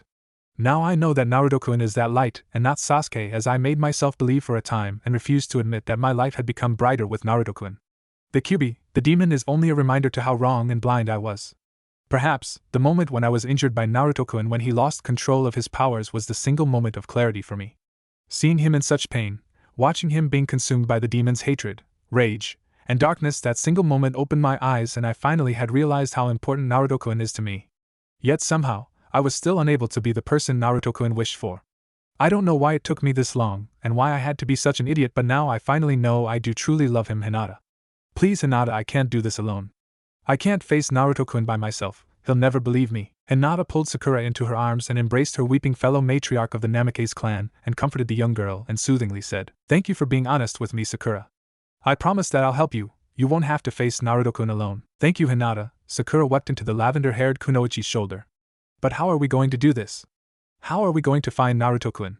He will probably just ignore me, or worse, send me away to Tsunade-sama to get artificial insemination." "Naruto-kun won't do that." Hinata tried to reassure the pink-haired woman in her arms, but had to be truthful to her own conscience and had to admit that she wasn't entirely sure of it herself. "Come on, Sakura, let's get you cleaned up.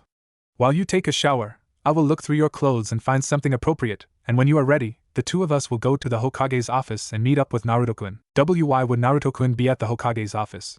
Sakura asked as she and Hinata walked towards Sakura's bathroom. "Because Naruto-kun told me that he had to meet with Hokage-sama," Hinata replied. "And he promised to go take me out to lunch, so he might as well take both of us to lunch, and at the same time we explain everything to him, and then we can discuss how he wishes to run his clan." "Okay," Sakura sniffled as she stood in front of her bathroom door. She turned around and embraced Hinata in another strong hug. "Thank you so much, Hinata.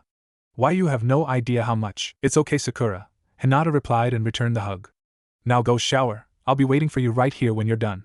We'll get through this, Sakura, I promise. As Hinata watched Sakura disappear into the bathroom, the confident smile on her face disappeared and her visage took on an appearance of apprehension, as she thought to herself, at least I hope we'll get through this? As Naruto walked towards Hokage Tower to see his former sensei and current Rokudaime Hokage, there was an extra bounce to his steps and he was grinning from ear to ear. Images of last night with Hinata flashed through his mind, and it was only through sheer willpower that kept him from skipping this meeting and tracking down his lavender-eyed princess for another encore, as they had joked about earlier that morning. Naruto remembered something Jiraiya had told him years ago when he asked what the big deal was about sex. My boy, there aren't enough words for me to properly describe the grandeur of sex, or more importantly of making love. It's just something you have to experience on your own, and when you do you will then understand what the big deal is. All I can say is sex is even more special when it's with a woman you love and one who loves you back. Naruto could only shake his head in amusement, as he thought to himself, I thought Pervy Sage was full of it when he first told me that, but damn if that old man wasn't right. I can't even begin to describe how special last night was with Hinata. And to think I could have been with her years ago if I had just opened my eyes. Kami, I guess I really can be a baka at times. However, as much as the images of Hinata dancing around in Naruto's head delighted him, they also had an adverse effect physically, as the blonde-haired Jinchuriki felt an uncomfortable tightening of his pants. Ducking into an alleyway to readjust his pants, Naruto grumbled with irritation. I mustn't have perverted thoughts about Hinata-chan or I'll never get to Hokage Tower. I've got to think about something else. But what? It was then Naruto heard a resounding slap and he looked across the street to see a very buxom brunette scream with fury at his friend Kiba Inuzuka. You slept with my sister, you bastard. Don't ever call me again, we are through. As Kiba was rubbing his cheek, Naruto sauntered over and slapped his friend back with amusement and asked, You slept with her sister, older or younger? Kiba could only shrug his shoulders and answer with no remorse or regret. Both, but in my defense her sisters are smoking hot.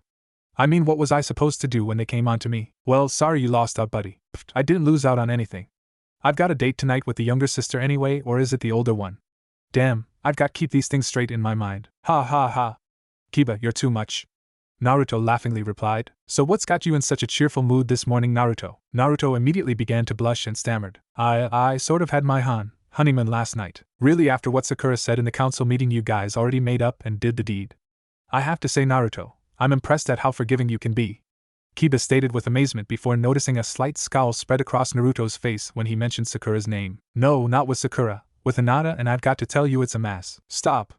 Kiba shouted, interrupting Naruto while covering his ears. What? I was just gonna say. I don't want to know what you were going to say, Naruto. Normally, I'd be all ears to hear about the sexual exploits of one of my buds, but not when it involves Hinata. You perverted mutt. I wasn't going to describe anything about my honeymoon with Hinata-chan. All I was going to say is it's amazing having Hinata-chan as my wife. Naruto defensively replied. Sorry, Naruto, I guess I jumped the gun, but you got to understand I think of Hinata more like a sister than a teammate, and so does Shino. So because we view Hinata as our little sister, I'll just tell you this now.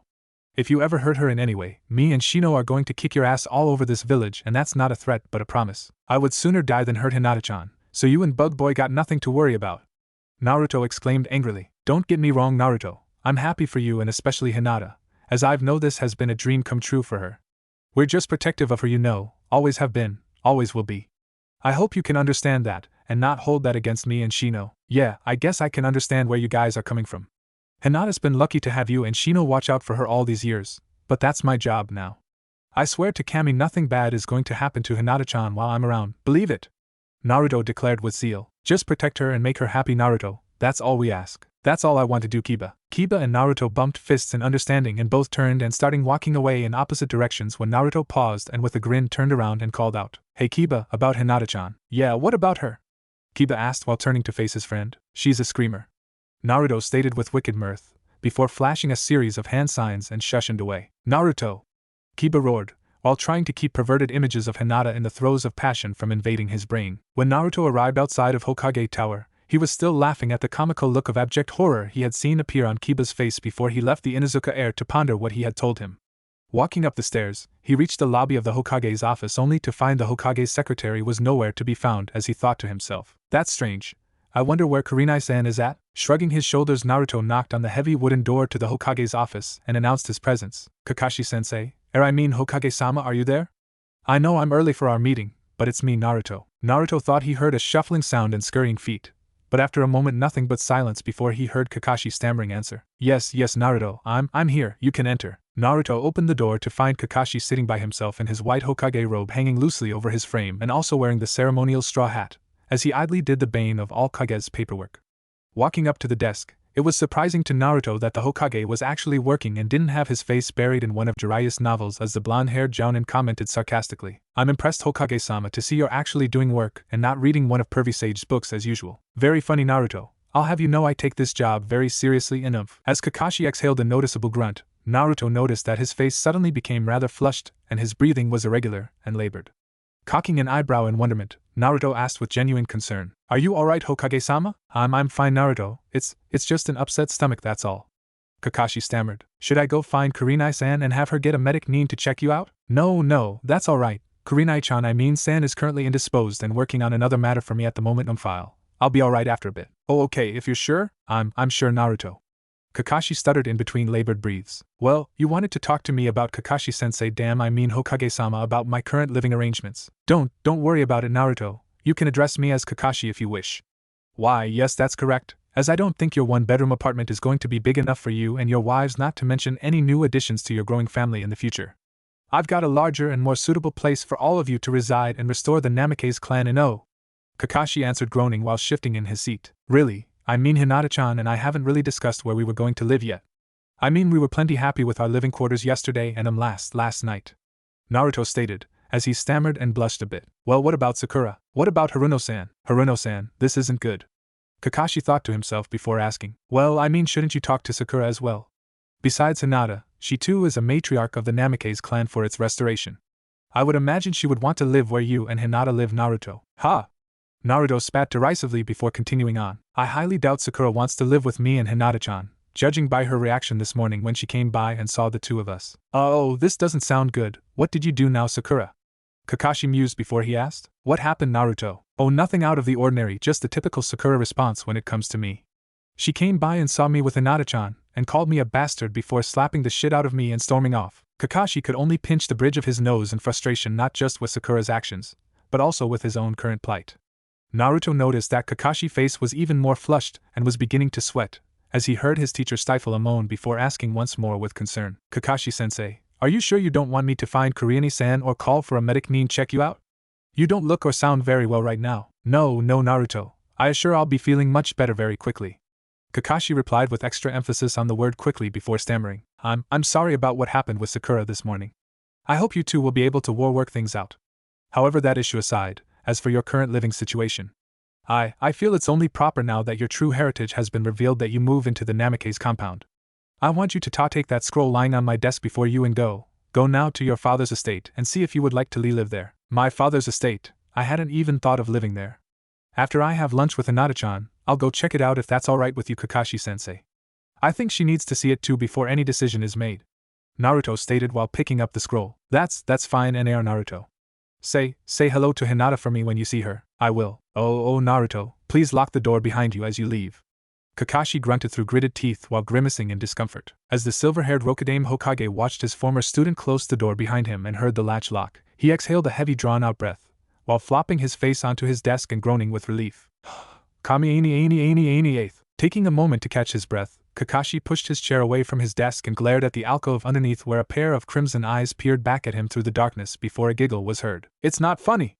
Kakashi exclaimed, while trying to get little Kakashi tucked back into his pants under the robe. "Oh, I don't know, I think it's funny and tasty," Kurenai replied with amusement, as she crawled out from under the desk and sat on her knees while licking her lips. The silver-haired Hokage could only grunt in disagreement, as he gazed at the beauty kneeling before him. As much as he wanted to be mad for her pulling stunt like that, it was just too damn sexy the way she licked her lips, removing the last remnants of his release. Finally, he tore his gaze away and growled with annoyed frustration. "Damn little minx, you've been hanging out with Anko too much.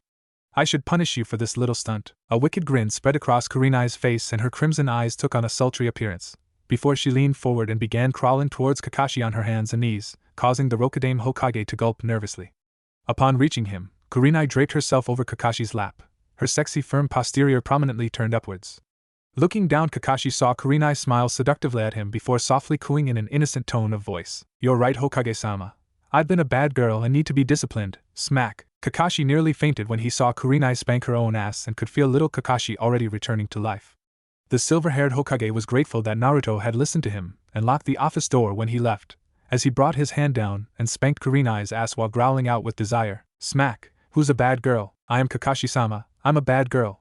Kurenai cried out both in pain and pleasure, as she and the Hokage began playing one of their favorite private games with one another. As Naruto stepped outside of Hokage Tower, he closed his eyes and emitting a chakra pulse searched the village for Hinata's unique chakra signature. Locating it at his favorite restaurant Ichiraku's, the blonde-haired Jinchuriki hurried over to join his wife and dine on his favorite food. So rushed was Naruto that he had failed to register the other chakra signature that he knew oh so well. So it was an unpleasant shock when he burst through the curtained entrance of the ramen eatery and found his lavender-eyed princess sitting at a table with Sakura. The first set of eyes that fell upon the stupefied Naruto were Sakura's jade-colored orbs, and the small smile that had adorned her face vanished and turned to a look of remorse as her eyes met Naruto's pained obsidian eyes. Hinata Naruto heard Sakura nervously whisper to the lavender-haired beauty in order to get the young woman's attention. A simple nod from Sakura towards Naruto and a quick turn by the former Hyuga princess, only to see Hinata's smiling face turn to a frown upon seeing Naruto's angered and defensive posture he held. The blonde-haired youth's irritation only intensified upon seeing Hinata and Sakura sitting together and enjoying a lunch. "Naruto," Hinata spoke softly, and neither Naruto nor Tsuchi, who was setting 2 bowls of ramen in front of the women at the same time, missed the underlying hint of disappointment in Hinata's voice. "What?" Naruto growled through clenched teeth more forcefully than he had intended. Hinata's eyes narrowed slightly and her left hand was tapping at a stool next to her as she smiled. "Have a seat." Grumbling, Naruto stuffed his hands into his pants pockets in a show of a childish behavior and sat down on the stool that Hinata had indicated. Without sparing either Hinata or Sakura a glance, Naruto turned to Tsuchi to order his usual ramen, only to find the old cook missing, and in his place stood a fake doll made out of straw of the cook with a sign around its neck reading "Back after the storm has passed." "Fuck me," Naruto groaned and slammed his head down onto the counter, and received a slap against the back of his head by Hinata. "What did you do that for?" Naruto shouted as his head snapped towards Hinata in confusion. "Lesson number 1 in clan conduct," Hinata replied with her arms crossed in defiance.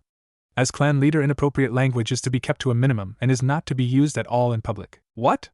Naruto asked with his eyes wide. "We have to start learning this now." "Yes," Hinata replied in defiance, but had to smirk moments later at seeing Naruto pinch the bridge of his nose and sigh. "Lesson number 2, Hinata spoke a tad bit louder than usual and still looked at Naruto, whose head perked up in interest. "Clan disputes are to be held within the clan and are never to be brought into the public." "Sakura, sit down." Naruto was surprised and turned around to see Sakura already past the curtain wall that was the exit to Ichiraku's and quickly scowled in order to hide his surprise as he saw Sakura slowly turn around with her head held low. "But Hinata," Sakura whispered in a weak voice as she resumed her seat and briefly looked at Naruto. "I don't think." "Nonsense," Hinata said with a hint of annoyance in her voice. "In order for us to conquer future and current problems, communication amongst the 3 of us is key and a necessity. If we don't talk to each other and try to understand each and everyone's opinion and situation, we will fall apart and fail in restoring the Namake's name." Hinata paused briefly and looked first at Sakura and then at Naruto, and sighed at seeing the 2 not spare each other a glance. "If we don't aim high, then we will never succeed. That is lesson 3. Hinata recited, and a smile spread her soft lips as she saw a hint of interest appear on Sakura's and Naruto's faces. "Who said that?" Sakura asked weakly. "What Hiruno-san said," Naruto chimed in gruffly and failed to see Sakura's expression darken in sadness. "Kurenai-sensei said that to my team after we had our genin test. Now, since we don't have a clan compound yet, we will hold our first clan meeting right now here at Ichiraku's, and our first order of business is to straighten out the mess between the 2 of you we are currently in. Therefore, Sakura-chan, why don't you start first?" Hinata stated with authority. "What? Why should she go first?" Naruto openly complained. "This is my clan. I should have the right to go first." "Sakura is going first because she has something important to tell you," Hinata shot back in irritation and for the first time showed her strong personality that she had developed over the years of rigorous Hyuga political clan training. "And as long as you refuse to listen to one of your wives, you don't deserve to be the head of the house." Naruto's teeth grinded, as his anger intensified and he whipped around at Sakura and yelled, "What the hell did you do to my Hinata-chan?" Sakura's eyes widened in fear. "Naruto-kun, I didn't." "Bullshit," he screamed, while standing up and menacingly approached his former Kunoichi teammate and snarled, "Tell me what you did to her, and I'll let you live." "Naruto-kun!" Hinata yelled in aggravation. "Sit down!" "Now, H-heim," Naruto stammered at the sudden outburst from Hinata. "Naruto, sit down and listen," Hinata said politely but with an authoritative tone in her voice. "I am your wife, I chose to be your wife, but I am not yours to own. I am a human being, not an object, and the same goes to Sakura-chan. You will treat us both with the respect we deserve and we will treat you the same." "She doesn't deserve to be treated with respect," Naruto interrupted in resentment, and pointed an accusing finger at Sakura, who was now at the brink of tears. That woman called me a monster, a monster." You don't understand, Hinata-chan. All my life I've had that label on me, and then one of the few people I trusted not to view me like that turns around and backstabs me. All I have ever done my whole life is give my blood, sweat, and tears for Sakura in the hope to make her happy and be her friend because I loved her. Fuck, I still love her, and what does she do? She calls me a monster just like every other fucking person in this village and an fuck. Naruto screamed, as his face turned red from exertion before he slammed his fist onto the table, breaking it in frustration. I'm sorry, Hinata, I can't, Sakura suddenly cried out and made to run for the exit as the dust and noise from the destroyed table settled. You're not leaving, Hinata said and stood firm in front of Sakura. I don't care if you two have to destroy this entire restaurant, but neither of you two is leaving until you kiss and make up. But Hinata-chan, Sakura wept as she tried to wipe away her tears as her entire body shook. Let her leave, Naruto grumbled softly in exasperation, as he looked at the rubble of the table his fist that had just destroyed. No, Hinata replied defiantly, and her face softened quickly. Specifically looking at Sakura, the former Hyuga woman put her hands on her fellow matriarch's shoulders and slowly turned her around to face Naruto. Speaking with reassurance and warmth, Hinata softly said, You have to tell him, Sakura-chan. You have to make him understand why you said those things at the council meeting. If you don't, we will never be successful. The village already decided for us to be in one clan, and I can't deal with another Hyuga-type situation where our clan will be split in two because you and Naruto can't talk to each other. You have to make him understand, Hinata added and gave her fellow matriarch a soft push towards Naruto. Sakura stumbled forward and looked over her shoulder at Hinata in fear and panic. She saw Hinata's smiling face and received a microscopic nod telling her that the young lavender-haired woman would support her if she needed help. Sakura swallowed and hesitantly looked up at Naruto's fuming yet distant expression as the blonde was still studying the broken table. Naruto-kun, Sakura stammered hesitantly and took a step back in fear as Naruto suddenly looked away from his fist towards her but stopped retreating when she felt Hinata's reassuring hand on her back. Naruto-kun, I am sorry for what I've said. Stop, Naruto growled. I've told you before, don't ever call me that. You don't even know or even care why I'm mad at you, so stop apologizing. No, Sakura responded quickly, a hint of her strong character briefly returning but vanished equally fast. I do care, and I know why I have to apologize to you, Naruto-kun. Naruto. The things I said at the council meeting, I know they hurt you, especially hearing those words coming from me, but please let me try to explain. Sakura paused and watched Naruto with hope as she held her breath in anticipation. Naruto sighed heavily and shook his head. You don't understand at all, Naruto muttered and turned and walked to another table and sat down. But enlighten me, Sakura, Naruto finally said as he gestured to the two chairs in front of him.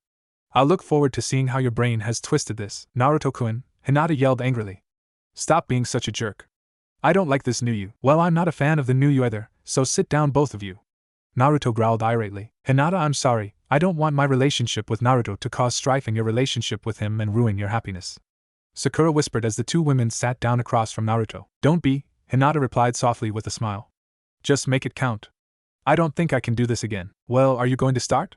Naruto asked impatiently and not giving Sakura a chance to respond to Hinata. Sorry, Sakura responded weakly and took a deep breath before raising her eyes to level with Naruto's. Remember what you told me moments after you explained to me the identities of your parents? Sakura asked Naruto and waited for a small microscopic nod from the blonde. You told me that I never think when it came to you, Sakura continued and sighed as she briefly looked at her hands that were folded in her lap. That might have been true in our younger days, but not anymore. Ever since you returned injured from the retrieval mission, ever since then. Sakura paused as she fought with her emotions as images of her friends and comrades flashed through her mind again. Seeing their young faces at near-death condition because of that mission was choking to her. And then you returned with Kakashi-sensei. I saw how exhausted you were, then I saw that unmistakable Chidori hole in your orange jacket over your heart, and I saw that fake smile that you wore for me. Sakura sniffled slightly. It hurt, Naruto.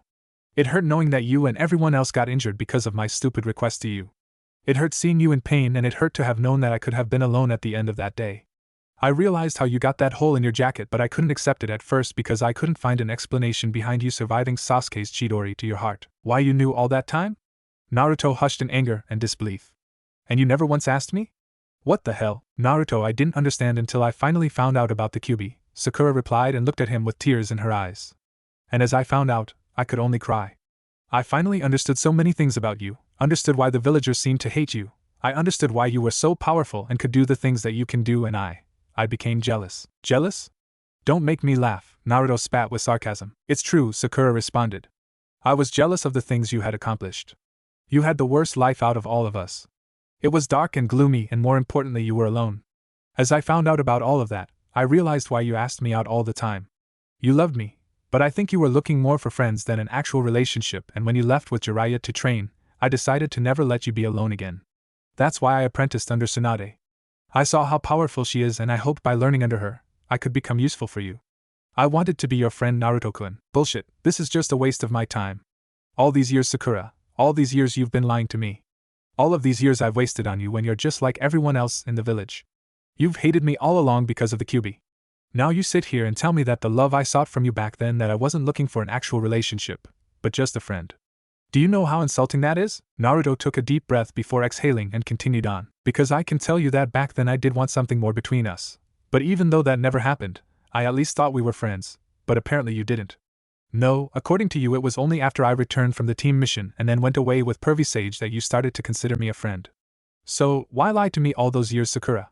Was it to make sure I kept my promise to bring back your precious Sasuke-kun, or did you just enjoy using me for whatever whim you wished to be done? Naruto PL, please, Sakura stammered through her tears. If you really are my friend or love me as you claim, why would you say those things like you did at the council meeting? Because I was angry at the council. I was angry because I wanted to tell you on my own terms. They took my chance to prove to you that I genuinely love you and not Sasuke away from me. Look at us.